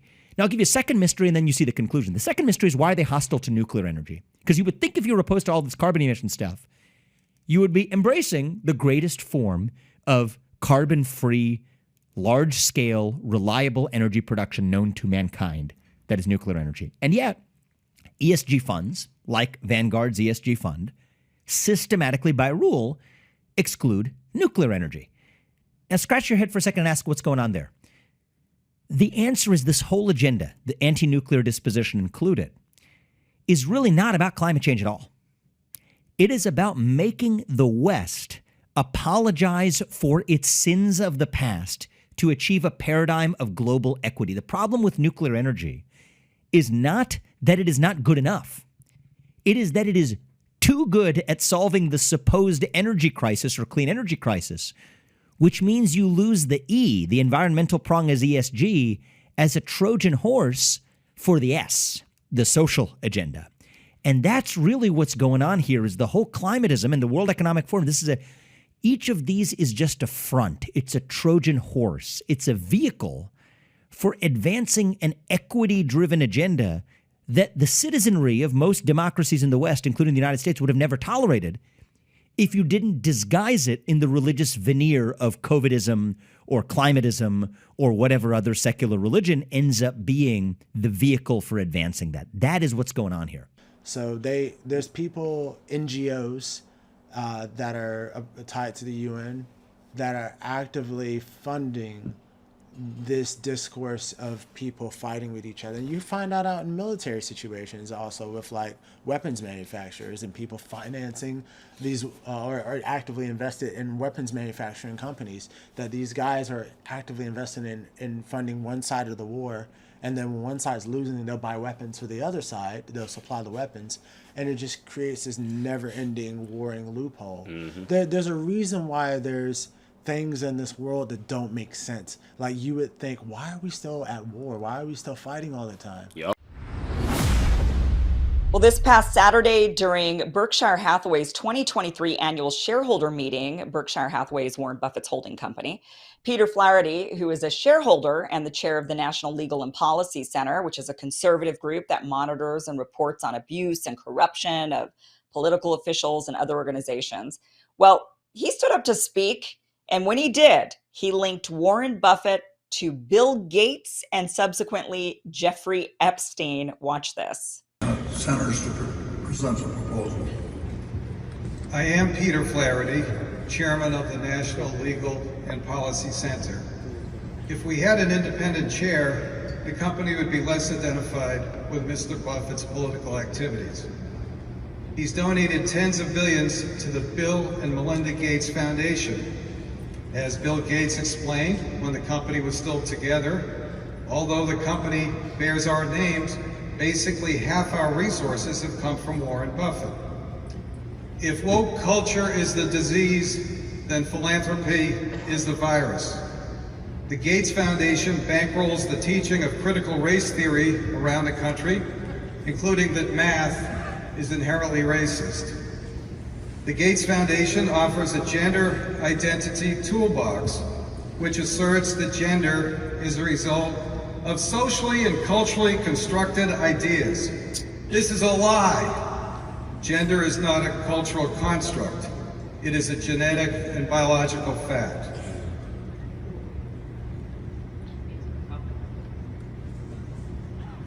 You're not going to censor what I say, ma'am. I'm very sorry. And I'll appeal to the chair that I be allowed to continue. Sir? You may continue, but you're under a 3-minute limitation. Of course. We know how much Bill Gates cares about children. He met and traveled with Jeffrey Epstein many times after Epstein's convicted sex crimes. The Gates Foundation had a huge influence over the COVID response fiasco. The Gates Foundation may be the largest single donor to the dark money machine known as Arabella Associates. It funds causes like defunding the police, making American cities unlivable. Money goes also to groups conducting forensic studies.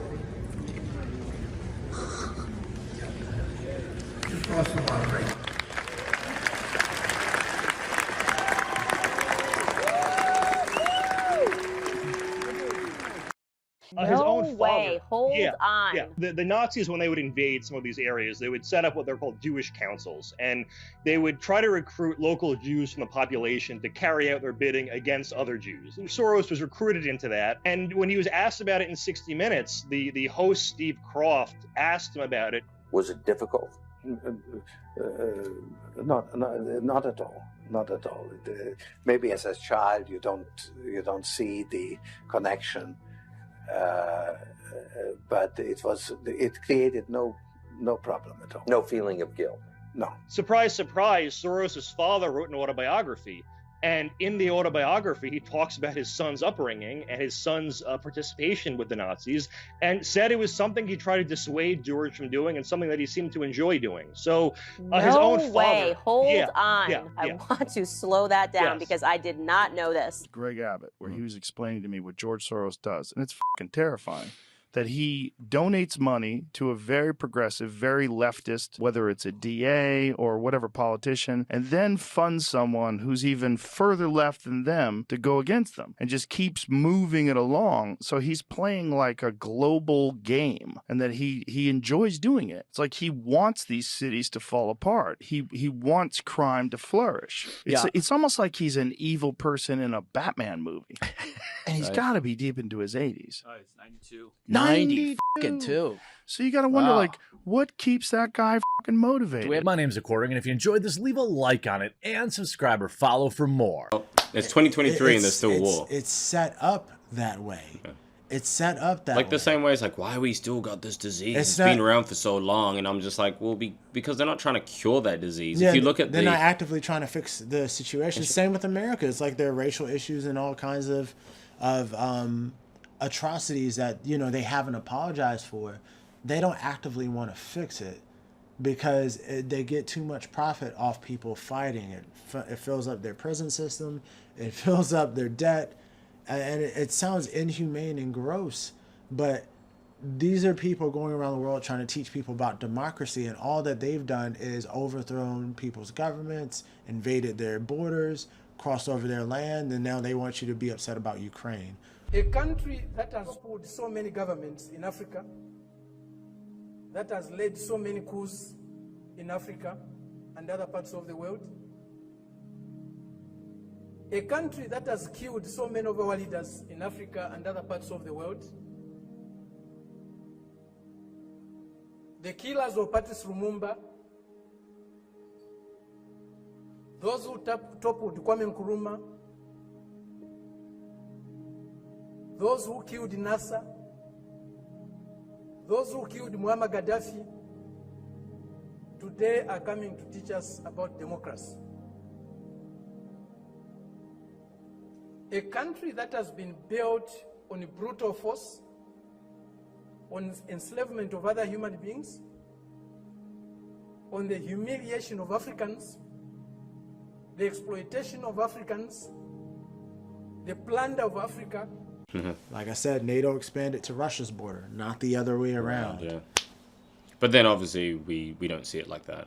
Mainstream media will, and schools, like we've been talking about, will be like, Russia's evil. They're evil. They're pure evil. And I'm just like, and we're just perfect. Yeah, and you're just unfortunately caring about the next new social cause. You get to change your profile photo on Facebook or Instagram, and it makes you validates. It sort of validates you feel included, that you're doing something when essentially you're not. It's just social engineering for you to focus on something that they're telling you to focus on, which is what they used to do with traditional news. So some of these traditional media used to do that. So now some of these social media networks are aligned with CIA, the FBI, which is a part of the Twitter Files thing. Jacinda Ardern was unfortunately affiliated with someone from Twitter, which is Vijaya Gardi, and their whole censorship thing that they were trying to run through, a software that they were trying to run through Twitter up until Elon Musk bought it, and then they made Elon Musk the bad guy once he bought the company. It was because governments were actively involved in social media networks, trying to control the narrative, trying to push the world in one direction. So like I said, socialism being pushed underneath the guise of liberal and free, and that things. And I'm not for any particular party. I'm not left. I'm not a left wing, right wing. I'm not for any. I'm straight in the middle, man. I'm just a human. I'm just a human, and I'm an African, and I spot bullshit. Yeah. I spot bullshit because I know how my people were played through division. So when I see it happening in other places, I can spot it like that. I'm going, okay, who's going to benefit from it? And I find out who's benefiting from it. I go, these are people I'm able to articulate. That's why their messaging is the way it is. Whether it was Jacinda Ardern during the COVID-19 situation, she was going, we will be your source of truth. Anything else, dismiss. That's someone that is clearly not wanting you to critically think for yourself. And that's dangerous. And not to mention, she was flying overseas. It wasn't even like secretive. She was flying overseas to meet some of the dodgiest people. She went to BlackRock Corporation in New York. What could you possibly be doing there? In the middle of COVID. There's COVID and everyone's in lockdown. You're like, oh, but I need to go to have a meeting in New York at BlackRock. And these people, if anyone knows about them, they're a multi-billion-dollar investment firm. Investment firm, yeah. And BlackRock owns pretty much almost everything. They own Disney. They own almost all the major studios. Yeah. So why is ex-prime minister there? A news article here tried to cover it. And a few Kiwis were like, oh, that's a bit dodge. It was. She's even finished up and she's still trying to fight for the cause of, I say silencing on social media. On social media, the terms misinformation. She's trying to fight for misinformation. Yeah, which the misinformation, disinformation, that would be the entire C-19 news updates that they were giving us. So 1 mask, 2 masks, actually no mask. Actually, you can stand 6 feet away from each other. Actually, you can't. Actually, how about you You know, you get, not only do you get jabbed twice, you get jabbed 4 times. How would you get 5 vaccines? You can go to a club, but you can't. There's so much that, you can go to a club and a group of this, but you can't do that. The greatest perpetrator of misinformation during the pandemic has been the United States government. Misinformation that COVID was spread through surface transmission, that vaccinated immunity was far greater than natural immunity, that masks were effective. Now we have the definitive Cochrane review. What do you do with that review? Cochrane is the most authoritative evidence body in all of medicine and has been for decades. Do you just ignore it, not talk about it? That myocarditis was more common after the infection than the vaccine. Not true. It's 4 to 28 times more common after the vaccine. That young people benefit from a booster. Misinformation. Our 2 top experts on vaccines quit the FDA in protest over this particular issue, pushing boosters in young, healthy people. The data was never there. That's why the CDC never disclosed hospitalization rates among boosted Americans under age 50. We've seen something which is unforgivable, and that is the weaponization of medical research itself. The CDC putting out their own shoddy studies, like their own study on natural immunity, looking at one state for 2 months, when they had data for years on all 50 states. Why did they only report that one sliver of data? Why did they salami slice the giant database? Because it gave them the result they...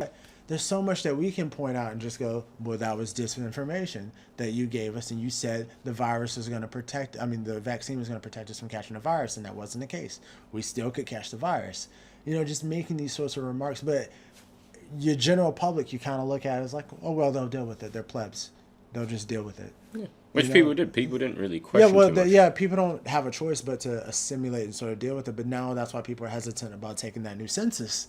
You know, it's mainly for that same reason, because of how things are being promoted, that with all that data collection they did during COVID tracking and doing C-19.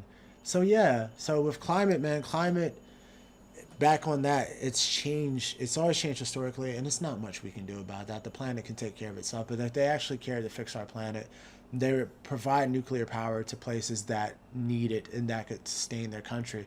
They constantly attack Iran, for example, because Iran wants to operate its nuclear facilities. They want to have nuclear enrichment so they can be able to have nuclear power to power that country without needing to ask other people for help. But the U.S. doesn't like when a country has autonomous freedom. They want them to be codependent on the U.S. And then right now you see all these countries separating themselves from the U.S., from France. There's so many countries right now, Algeria. There's so many countries in Africa right now separating themselves from France, and the French Prime Minister is pissed.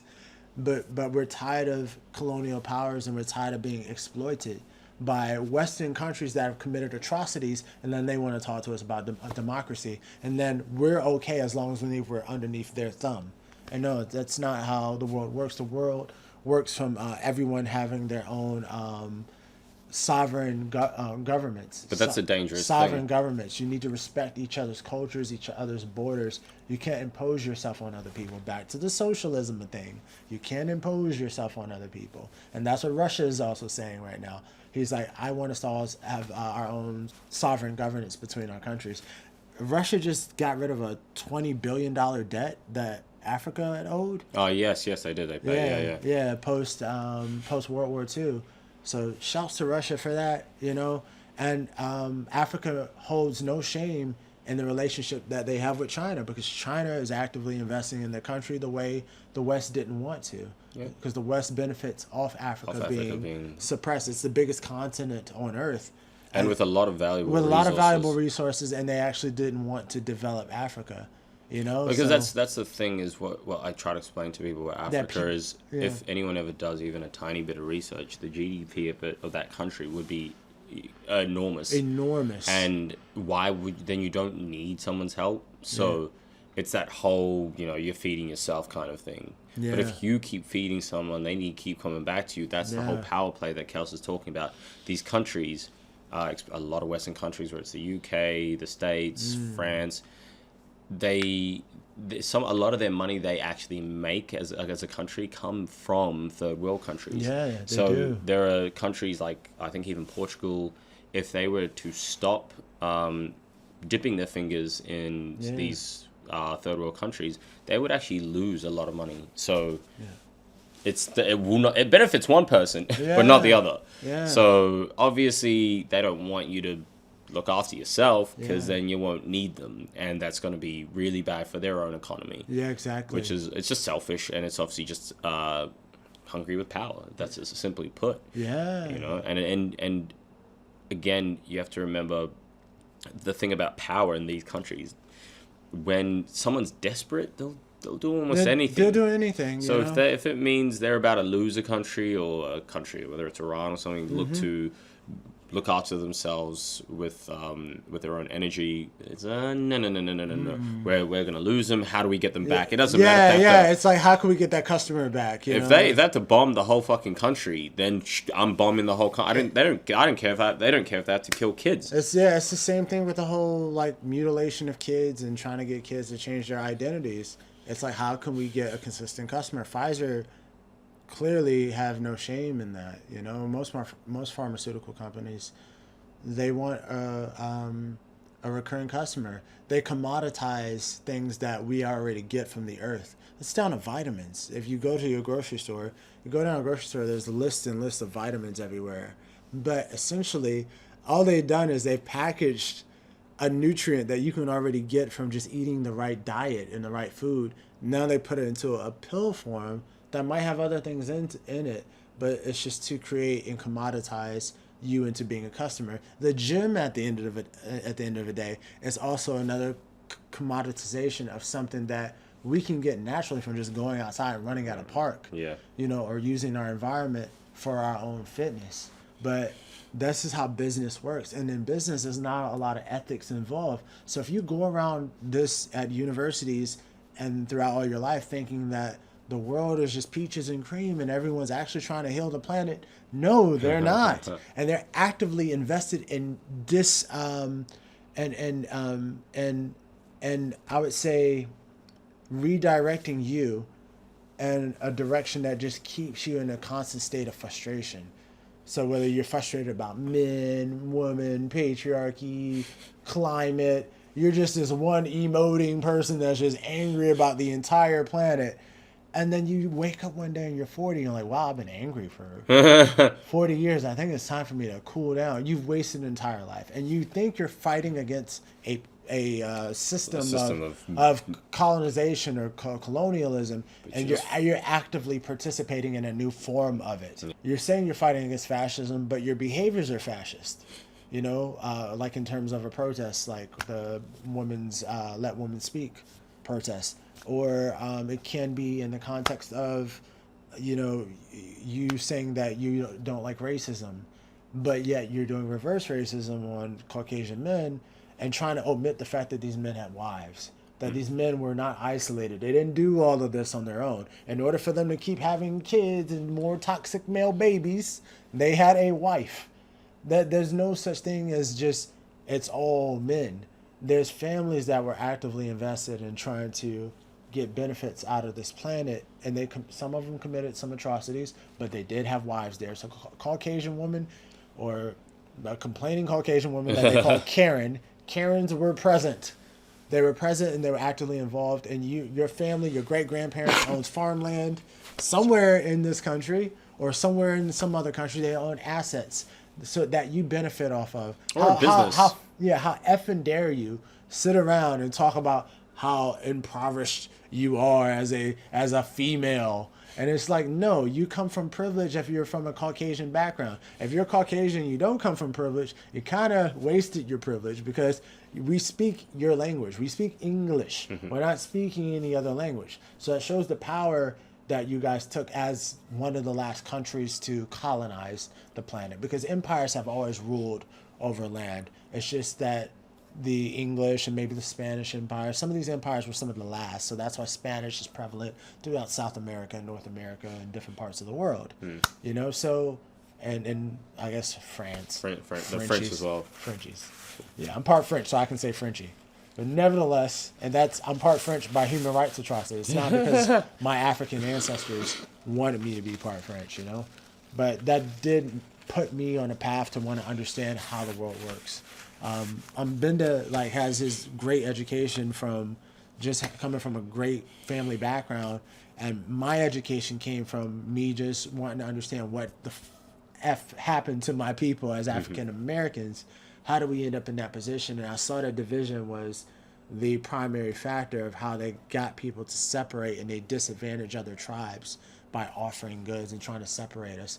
So all of our conversations, I would say, between me and Benda and our podcast is all about bringing people back together as one, to know that we do want the world to be an ethical and healthy place and people to live and love whoever they choose, but there are boundaries in place historically for reasons. Boundaries with kids, boundaries with your etiquette and your elegance, boundaries on multiple factors with what a man's role is and what a lady's role is that help complement a family.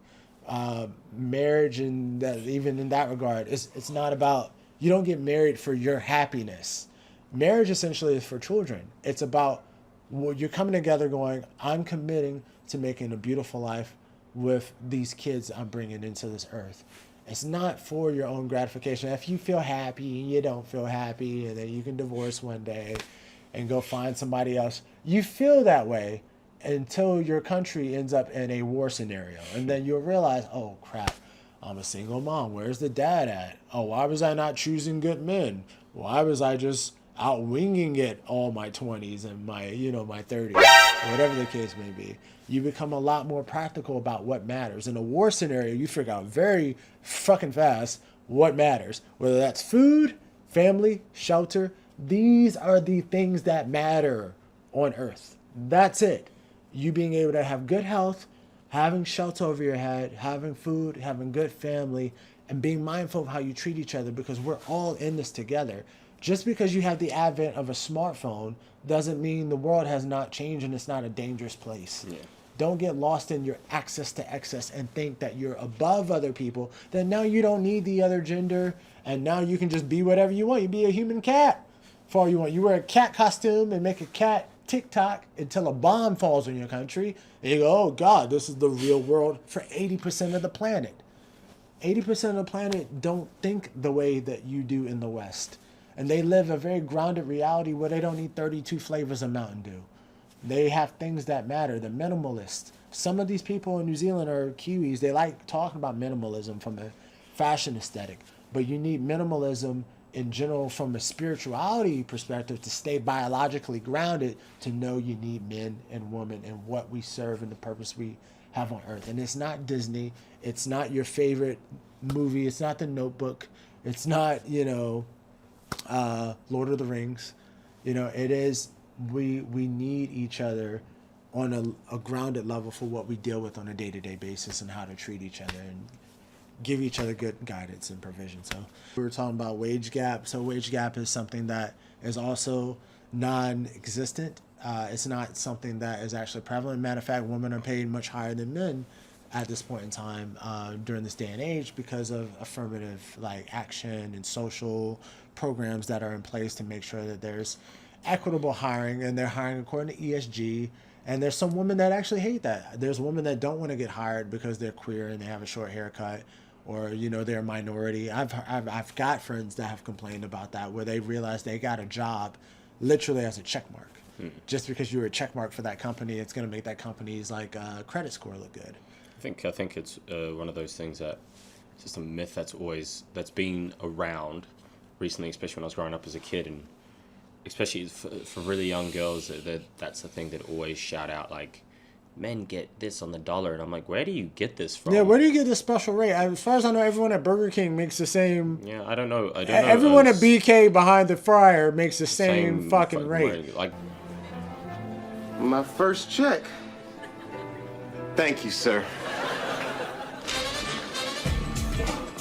WAC Arnold's is proud to give young African Americans an opportunity to serve their communities, making them feel responsible for the welfare of their own environment. Look at that. Calvin's got a job. Hey, Calvin. Hey, Miss Hopper. Got my first paycheck. That's good, Calvin. Very good. Way to go, young blood. Getting paid. Hey, yo, I heard Calvin got a job. Man, I'm proud of him. Let's rob that nigga, man. Yeah, son. I don't think they go, ooh, this guy's really good at dunking fries in the fryer. Because you're a man, you're going to get an extra $1 for... You drop those nuggets as a man. You wait to scoop those nuggets up, extra $2. See, and a really good way to look at it, which obviously for a lot of these girls who think this way, it's so dumb. Think of a multi-billion-dollar company. You just hire a bunch of girls if you knew that you could pay them less. Yeah. That would make your profits. That would make your profit margin much higher. Because you could. Why would they hire dudes if they figured they could pay you way less? It doesn't make any sense that you think you're getting a whole different paycheck. I've never had a manager that came up to me like, it's men. We look out for each other. I was just like, what are you talking about? Like. If I showed up late to work, I was just a dude that showed up late to work. And I think also it's illegal. You're fired. You'd be screwing over your company if anyone ever found out that you were paying all your male workers differently. So that's number 2. That's really stupid. Yeah. The next thing is there are jobs I've been in where, in fact, the people who hire above me were all women. So I don't understand this. If anything, they needed to hire more men. Yeah. So I'm just not fully... It goes back to the same topic we were talking about earlier. This is a classism issue. True, exactly. As that they're thinking that somehow men are making more money than women, but this is an upper middle class issue. Upper middle class people fight about these trivial things about how much money somebody is getting.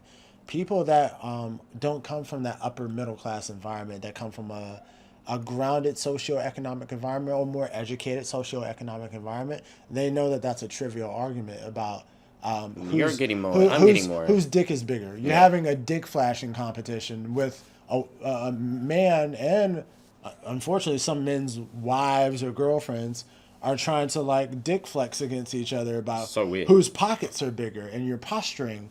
And at the end of the day, it's kind of weird for a lady to do that because men don't care about your fucking salary. Your friends might care. Yeah, your friends because it sounds socially cool. But a dude doesn't need to know your salary level to sleep with you. You might need to know what we do. When we like a woman, or we like women in general, or we're dating a girl, we might be like, hey, how's she look like? So we show each other how she looks like. When ladies look at a dude, what does he do? What does he do? How much money does he make? Yeah. And the other thing back... he's in a career. Oh, okay. And the thing back to the gender thing you were saying was you have to remember which again, this whole thing blows my mind. Yeah. The wage gap, and recently, especially you might not know this or you do, the WNBA trying to find some wage balance as well. I've never met a group of self-entitled people. You're so lucky. You are so lucky that you get... Feminists are the most argumentative, entitled people on this planet. They're not agreeable. They have... And it's they don't do any reading. No. If you read just... And being that militant and not understanding about from economics in sports. I'm no genius. I don't have a PhD in this, but it took me about 10 minutes, probably less actually, to find out how much money first the NBA makes. Because if you can understand that, you'll find out that the NBA... Just Google it. ...is they started the WNBA, Women's League. Now, because that's a subsidiary. Yeah, subsidiary. The money we make from the NBA, which is the men's league, their profits, even though it might be a lot, $8 billion, I try to explain this to someone, so I dumbed it down. We'll just say a small number. We'll say 10 or 8 billion. Yeah. A fraction of that, I think it's about 50 mil, that'll go to the women's NBA. Yeah. So that's money that was produced by all those men in the men's league. They're going to take their own profits and they're giving it to you. So, okay, remember this is a business. This isn't something people do for fun. This isn't a hobby. Mm-hmm. These are people who have jobs. The people who sweep the stadium. The people who are working in it, making it. They did that to include you. And so they did it to include women, which is sweet. And the isolate for me, the cherry on the cake was all these ladies in the NBA complaining. The average woman in the NBA, I found out, makes $290-something thousand a year. Yeah. That isn't even what the average salary is in the US. And over here, it's far, far higher. You're sitting in the 10%. Yeah. Now, we have to remember, an NBA league, you do not play 365 times a year. Yeah. You only play properly for like, I'd say half a year or something. Yeah. So for half a year, you're getting someone's check or someone's money. They might work that hard or whatever for 10 years. You're going to make it playing basketball, which is, Denzel said this once, it's a luxury. That is a luxury. Yeah. To say that men are stronger, to say that men are faster, taller, whatever, that's not to say that women are inferior. That's not to say that we're not capable of amazing things and we're not strong and we're not, again, all of those words I previously mentioned, but we have different physical ceilings. I believe we deserve to be celebrated on our uniqueness. That's what makes the women's sporting category special. And there are still phenoms in women's sports, just like there are male sports. Look at Venus and Serena Williams. While by no means could they compete with the best male tennis player, they're phenomenal. That is, you are lucky to be doing that, and yet the women's NBA, if anyone knows, it actually loses money. Yeah, so you're it owing money. It doesn't turn a profit. Like they're essentially they finance a division of sports that makes no money. And that men aren't fully interested in because there's just a different standard of athleticism when it comes to sports. As I said, men are physical, women are social.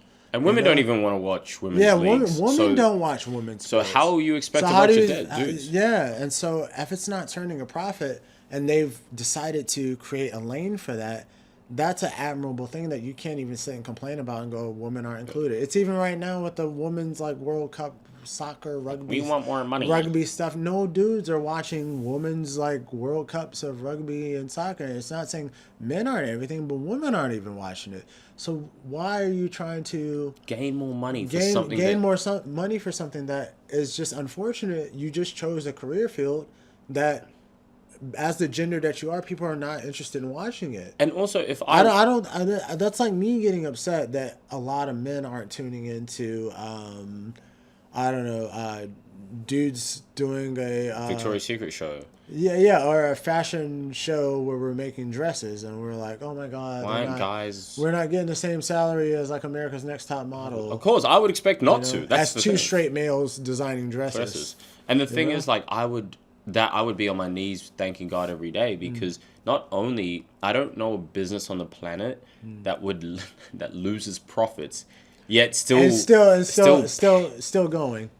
and still pays you a lot of money. Think about that. Yeah. You'll get average player, by the way. So the good players could be on $1 million or $2 million, and you are literally going, "I need more money for what? You're losing us money for what?" Yeah, and so that's the wackiest thing. And that's what they were talking about. A lot of the complaints right now with this idea of equity and social inclusion is that people are asking for more and more. They're asking for to be rewarded out of just existing rather than meritocracy. Yeah. They don't want to earn it. It's like, no, give it to me because I'm less than you. But I'm still saying I'm stronger than you and I can do anything a man can do, but I'm still less than you. So it's the weird like freaking juxtaposition. Doesn't make any sense. You're trying to say you deserve more pay because you're a woman and you've been disadvantaged, but at the same time, you're trying to say, oh, I'm just as strong as you. If you're just as strong as me, then why is your athleticism that different? It's different because we aren't the same, and we're not supposed to be the same. Yeah. You know, there's some things that you're more proficient at that I might not be proficient at, and we're not supposed to be doing what the other person is doing. There's some exceptions to the rule. There might be somebody that perhaps is a one-off really good in sports. You occasionally get a Ronda Rousey. Yeah. But, you know. And a Serena Williams. Yeah, exactly.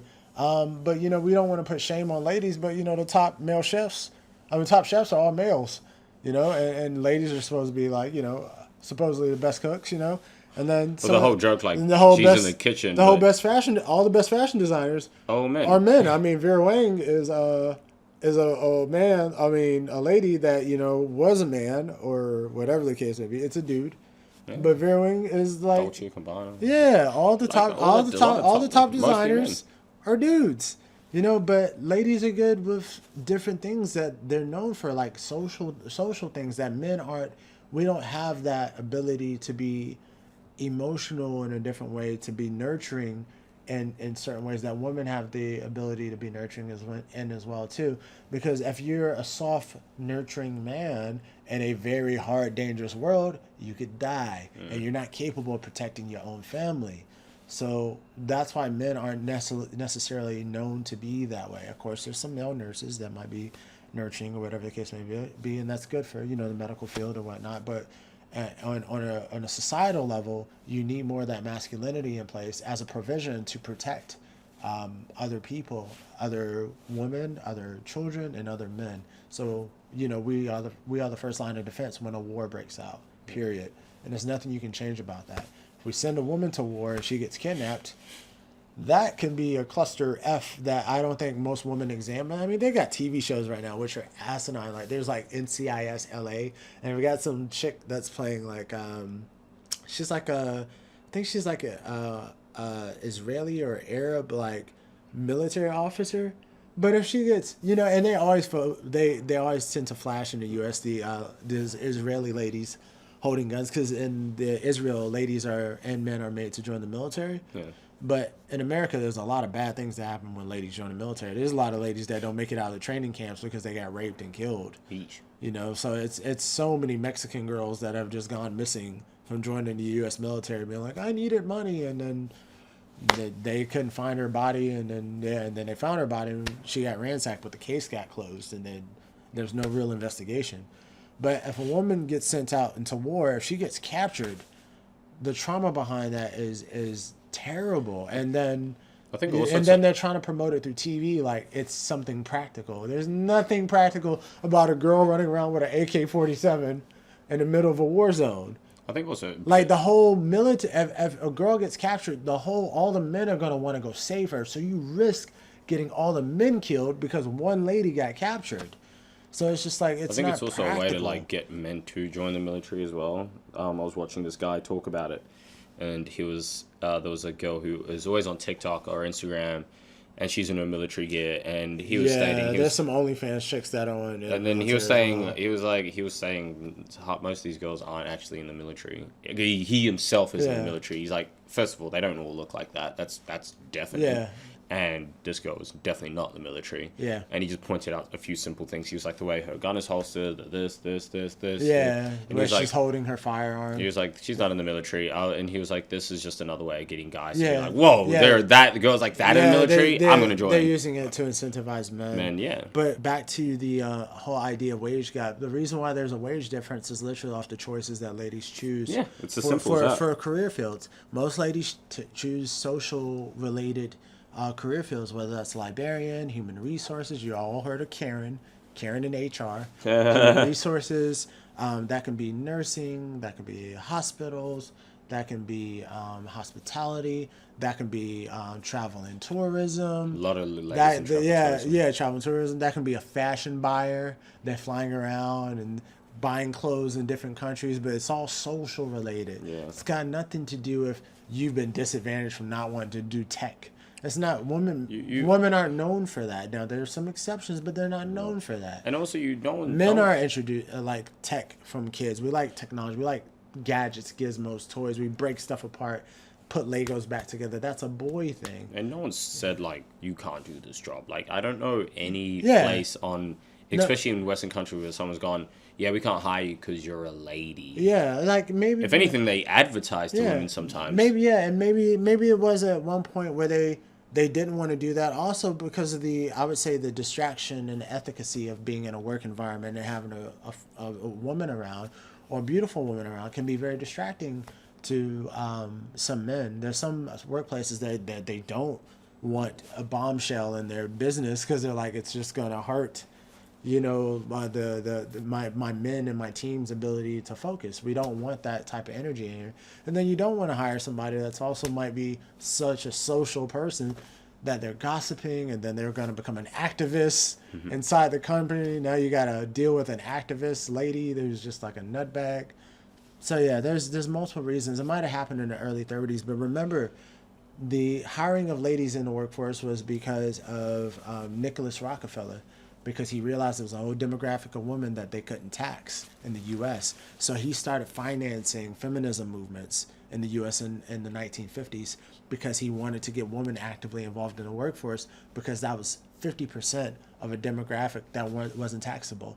Feminism is a scam. A few years ago, I was an angry, blue-haired feminist. I once believed that male privilege was real and that I was a victim of the wage gap. Now that I understand the true motives of feminism, I know that this could not be further from the truth, and that modern-day feminism is a war on true masculinity. Before women had the right to vote, most were stay-at-home wives, which meant they weren't working jobs and couldn't be taxed. Our overlords didn't like that. Rockefeller started funding feminist campaigns in media, and as a consequence of the movement, women started entering the workforce and leaving the home. Children would then be separated from their parents and sent to Rockefeller-funded schools to be indoctrinated by the state. All of this ultimately disrupting the family unit at its core. Feminism is defined as the belief in social, economic, and political equality of the sexes. But in the West, I must ask, what rights do men have that women don't? Modern feminists are convincing women that hookup culture, using hormonal birth control, and not shaving is liberation. That toxic masculinity is prevalent and the patriarchy must be dismantled. Through movies and media, we're taught that working for the man, climbing the corporate ladder, and paying tax is more empowering and valuable than raising the next generation. Women have lost touch with our natural loving instincts, and birth rates are plummeting. Men and women are not the same. And by protesting for equality of outcome rather than opportunity, feminists are demonizing and emasculating men. The feminist movement was fighting for equal opportunity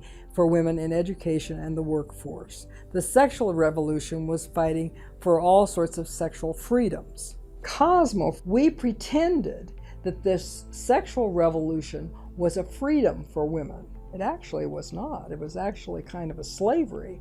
But we pretended it was freedom for women. And over time, as the sexual revolution and the women's movement got identified closer and closer together, a lot of women began to buy into that illusion.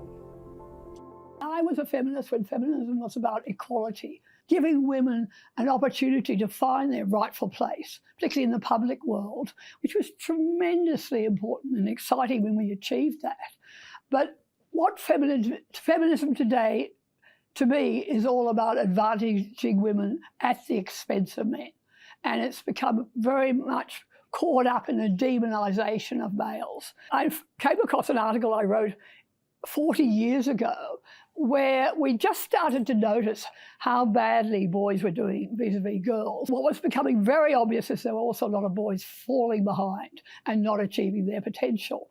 We have really very much feminist ideology infiltrating all our education systems, systematic programs to continue to advantage girls, and no one taking any notice of the fact that boys are falling out in huge numbers. And that was the sum total of the effect of feminism, other than the fact that, of course, the government got twice as much tax money, you know, and the children got neglected as a result. I am an anti-feminist. I believe that men and women have rights and they should have, you know, free exercise to make any choice they want. What I don't agree with is the idea that somehow male values are the right values and women who have a different set of values, which have traditionally and I think rightly been called female values, are somehow less than their male counterparts. If you give life to somebody, if you nurture that person with your body and with your time and you put aside your career, that somehow you've done something secondary to a guy who goes out and sells widgets at a widget factory and makes a lot of money. That to me is what feminists have essentially maneuvered themselves into, and I disagree with them completely. I think that one of the great joys of life is that there are men and women. They're anti-male, but they're also anti-female.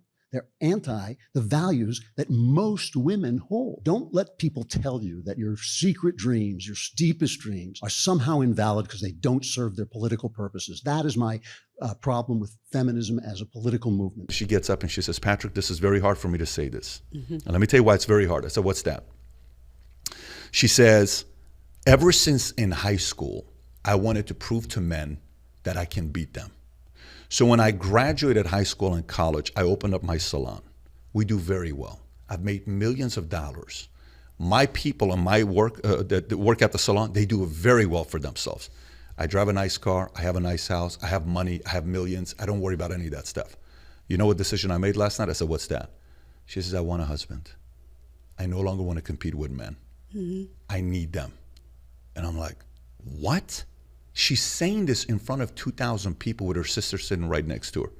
And now she's getting emotional. How many 65-year-old women do we have to hear saying that I marched with the feminist movement and I bought into the fact that men are the enemy? I've never been married. I'm alone and I'm miserable, and I wish I would have never bought into that philosophy. There's a huge feminist lie that you're going to be happy as if you have a career and if you are a boss babe, and I don't want, if you want to have your career, you go for it. But I noticed for myself that I was doing that against my nature. We do need men, though. We do. We don't need them. We do. No, because they're lesbians. Who do you call to get your car fixed? A man or a woman? Your toilet breaks down. Who do you call? So I fix my own car. I can do. I'm motor mechanics. Your power supply. Who runs it? Who runs the infrastructure of society? Men or women? Oh, at the moment, men. Obviously, Yeah, because of patriarchy. Because of patriarchy. But the original standard for being transgender was being diagnosed with gender dysphoria, which is a legitimate condition. And now it's being, however way you feel. So if you feel on Tuesday you're a woman and on Thursday you're a pizza, that's perfectly valid. But to you, that's ridiculous. And I want to know why that is ridiculous. We should be talking about actual women on International Women's Day. That's not crazy. I mean, I agree. I think, but your idea of an actual woman. Chromosomes. It's an adult female. It's not difficult. The chromosomes are a pretty good indication. I don't think you have to be biologically female to identify. Then you are wrong, because then I can identify as a fox. Yeah. But again, it's a bit absurd point. So they're promoting it as though you're getting your freedom, and now you've just become a tax slave. And now you have a work husband, and then you have an at-home husband. So it's a very weird thing, because there's some ladies that they listen to their boss. They're like, why would I listen to a man? I'm like, well, you do have to. You listen to your boss all day. And this guy doesn't care about you. And they're worried about losing their job. So they're completely obedient to their boss, but then they're a jerk to their partner, or boyfriend, or husband, when they come home. I'm like, you rely on you listen to this random dude, but this dude who obviously cares about you way more is an issue. Oh my God, yeah. And what pisses me off as well, too, is that some of these women also, once they get into the workforce, they think that in order to be a leader, they need to do their own impression of an abusive male boss. Oh yeah. So they'll just start being like real pushy and shovey and like, oh, no, don't do that, don't do that, don't do this.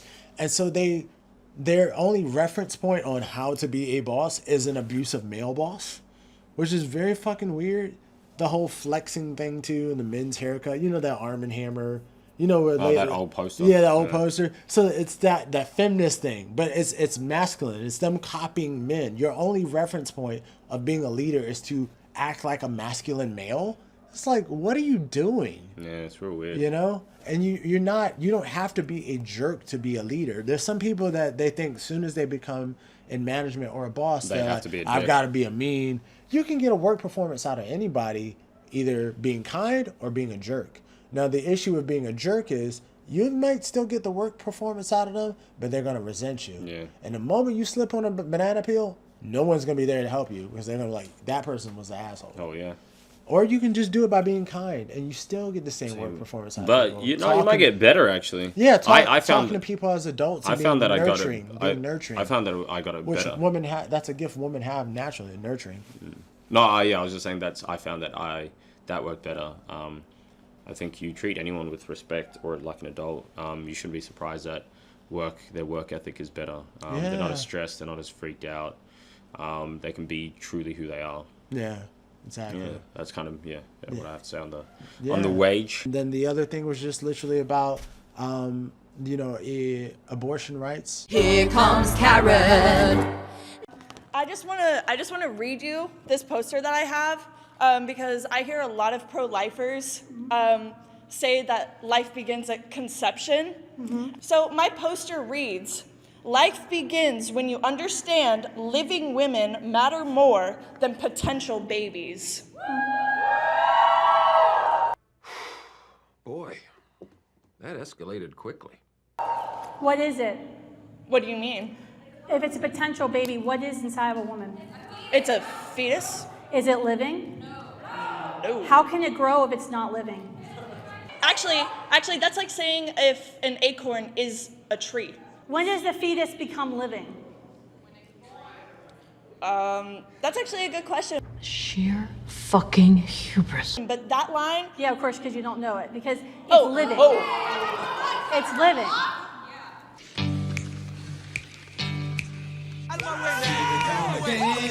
Neener, neener.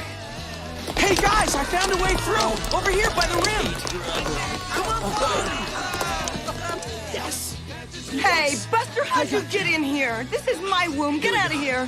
Here we go. Shoot. You No. know why I'm here. No, don't. Stop that. Come on, Stop give it up. doing that. Ow. Give it up. Let me in, baby. Let me in. Come on, mama. Come on, hot mama. You're hot mama. Oh. Ow. Ow. Ow. Hot mama. Yes. Yes.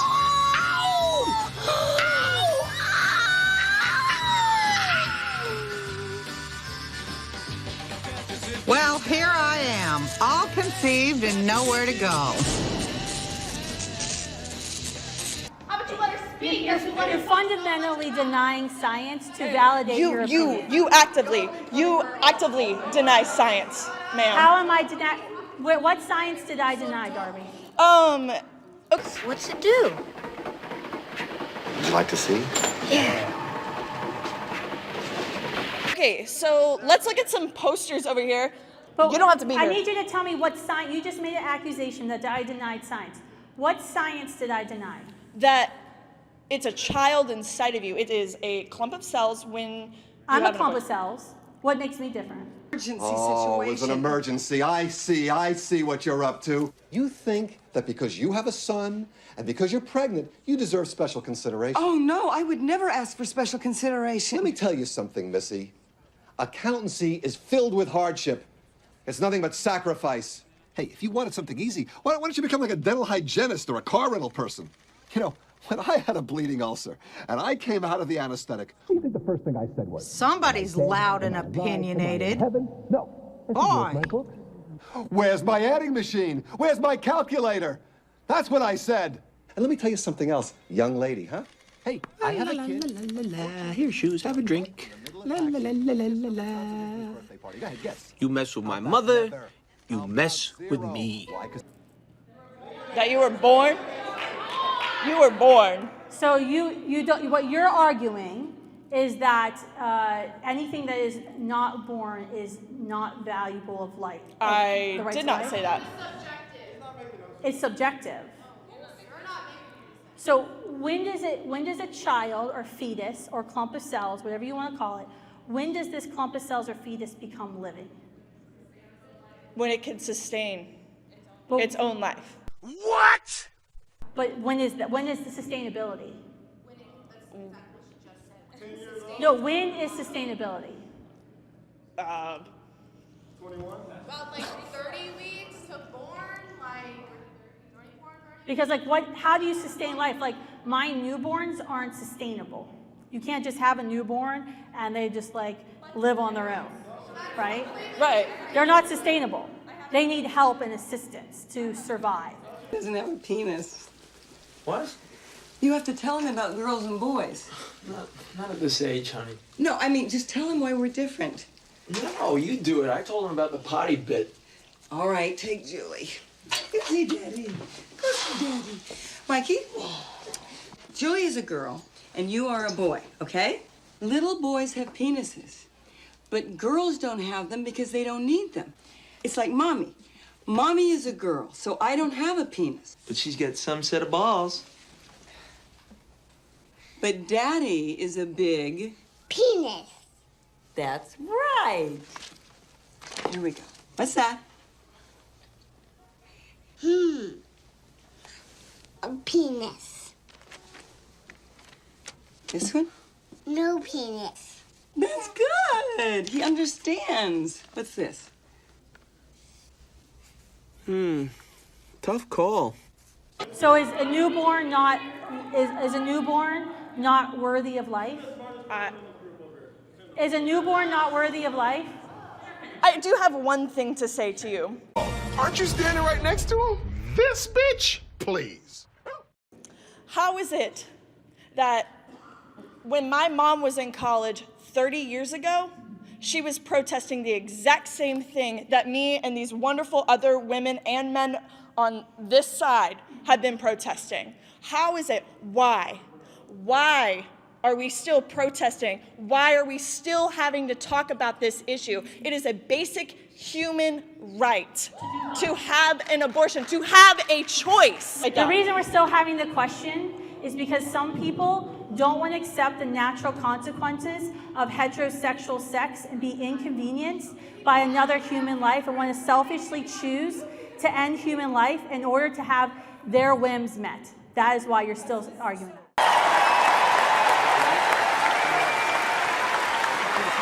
Yes, thank you. I am pro-life because life begins in the womb at conception. And I think that our personhood, our rights should not be based on having to be human plus something else.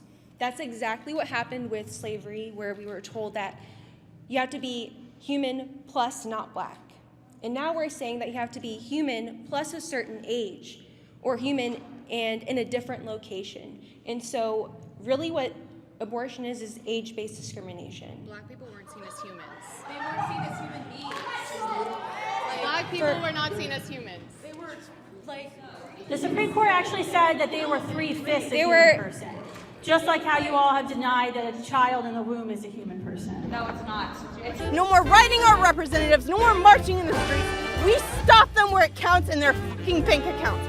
Come on. We need more women's rights built into our America! That so-called fetus is not alive. Which is a stage in human development. It is not alive. You said it's a parasite? It's a fucking parasite. It's a human being, not a parasite. If a baby's involved, then it's not your body. There are two bodies involved. I don't speak stupid. I didn't understand that. A baby is a sacrifice. The American College of Obstetricians and Gynecologists. That we're going to cover, and it's just about, in the U.S., you know, the whole argument with abortion is, in general, is that if you choose to have an abortion, the reason why they wanted to make it up to the state is because a child's life is not up to a man, or when a woman gets pregnant. Men have no say-so once a woman gets pregnant. And what they're asking now is to not have ladies have any say-so when she gets pregnant, because if both genders can't have say-so, then it makes both genders more accountable for how they live their life. And so how that affects women in some ways in the Western world is that it hinders them from being able to have just complete, what they think is complete sexual liberation, that they can sleep around and take a baby's life whenever they choose, or abort a baby whenever they choose. And inherently, if there is a woman of elegance that would understand this, they would understand inherently if they end up finding out that they can't have a choice on whether a baby lives or goes either, just like the men can't, that it would make them It'd better. freak them out more. Well, it would make them better selectors of the men that they're choosing to sleep with. You would become more choosy with the type of dudes you sleep with if you knew the imperative is, if I use a condom and you get pregnant, that neither one of us now have a choice. The baby has to get born. Yeah. So it would make you take your adult life more seriously, but it's just unfortunate the way... That one's a minefield, man. Yeah, it's just unfortunate the way that they promote... my body, my choice. Well, they promote the... they purposely... Corporations, and when I say they, corporations purposely purport women's youth and lifestyle is evergreen, that there's no consequences. Be the biggest consumer that you want. Go out, take your trips, live your life, girl. You know, they promote this cosmopolitan lifestyle, which Cosmopolitan magazine admitted that they openly lied to a lot of women in the 70s and 80s, that they purposely wrote articles about this independent woman who had multiple sexual partners to get women to buy into their magazines and this idea that life can be evergreen and you can be single forever. And it just doesn't work out that way, where you actually live a life that's very fulfilling. Women have a natural ability to have kids. You know, right now there's transgender people trying to have kids. You have a natural ability to have kids. You're a woman already built, and you don't really appreciate your biological imperative that you have that gift, that you can bring a life into the world along with the contribution of a man. You both come together, that you can bring life into this world. That's such a beautiful thing. But now they're undermining that to tell you to be a workhorse and break your back as a dude with high heels and a laptop and a heavy ass bag.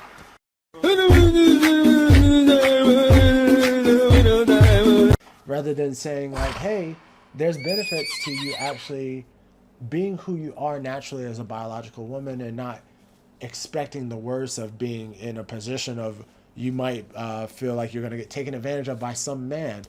You won't have to worry about that if you become more choosy with the type men that you sleep with. So therefore, if you choose not to abort if you don't have the luxury of aborting your child unless it's underneath some, unfortunate circumstances, it would inherently make you a better selector of the type of men you deal with, which would force men to become better men because you would become more picky about who you choose to sleep with. Yeah. So there's a good It's like a ripple effect. Yeah, it's a ripple effect that women aren't really cognitive of because it's the issue with why they ask for women initially not to be in the workforce is because women care so much for social inclusion to fit in with their girlfriends that they'll sacrifice their whole family to look like they're living a lifestyle.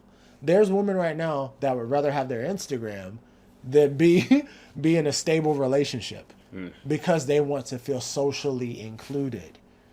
So women can tend to be selfish to a fault, where they start thinking about their own experiences versus their friend's experience. And really it's them trying to mimic their friend's life or whatever friend that they see is seemingly on vacation all the time, not knowing if she's on OnlyFans or she's an escort or whatever her story is. Ladies get caught up in social envy from other ladies. And so you destroy your whole fucking family behind wanting to be socially included with people. So there's a juxtaposition that if you did understand that, life is not evergreen. There's consequences to how you live your lifestyle. Whether, you outwork yourself out of the dating bracket because now you make so much money, you won't date anything less than you. To where men who are wealthy up here, they'll date something less than them because men don't look for that same type of security where ladies innately look for security in other men. Whether they make a lot of money or not, they only want to date men who make the same amount of money. That's still a security imperative, even though you're claiming you have your own independence and you don't need his money. So you cannot erase biology. That's a biological thing that ladies do for security reasons. It's historical. Ladies care to be around the best performing man.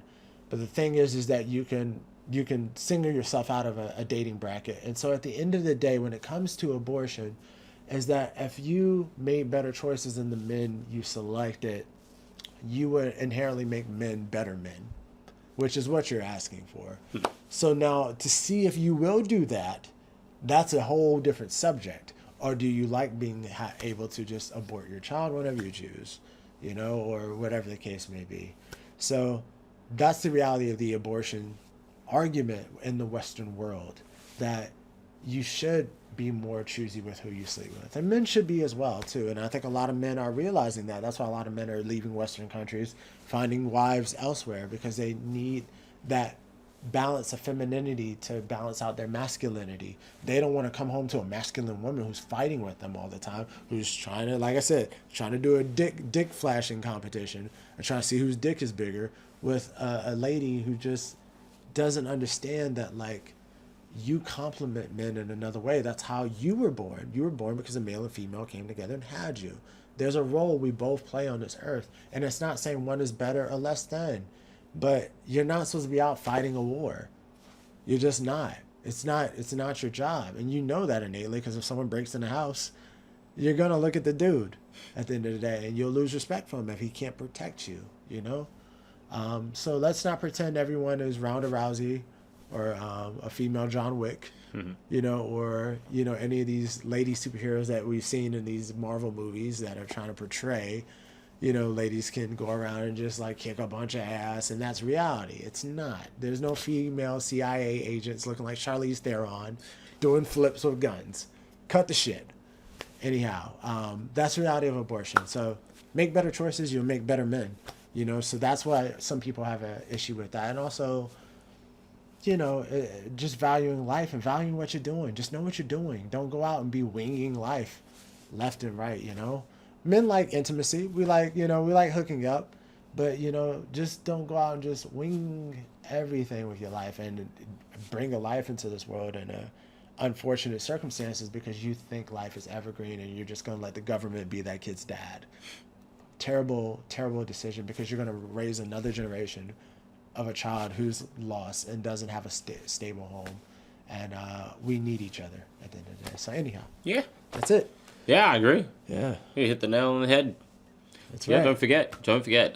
But yeah, on all of that, I think it's just about think. Just take a second, take a step back, and think. Think, guys. You know. So and we love you guys. We're just trying to make holistic messages for you guys, and we're not gonna stop the talks and the chatter and the conversation, because you can't suppress people. At the end of the day, it will always bubble up and rise and boil over if you try to push something down underground or make it cool and hip. You know, whether that's Andrew Tate or anybody that has a conversation, things that they need to be said. So we will be the new edgy if we need to be the new edgy if that gets pushed underground. But we're really trying to heal our planet, and me and Bender are here for those reasons with ethical conversations. So love you guys. Adios. All right, so stay safe in uni. Be careful, be wary of some professors and some of them projecting their own personal psychological issues onto you. And always question everything. And question everything. Exactly. Don't just blindly follow fascism and tell me you're fighting fascism, okay?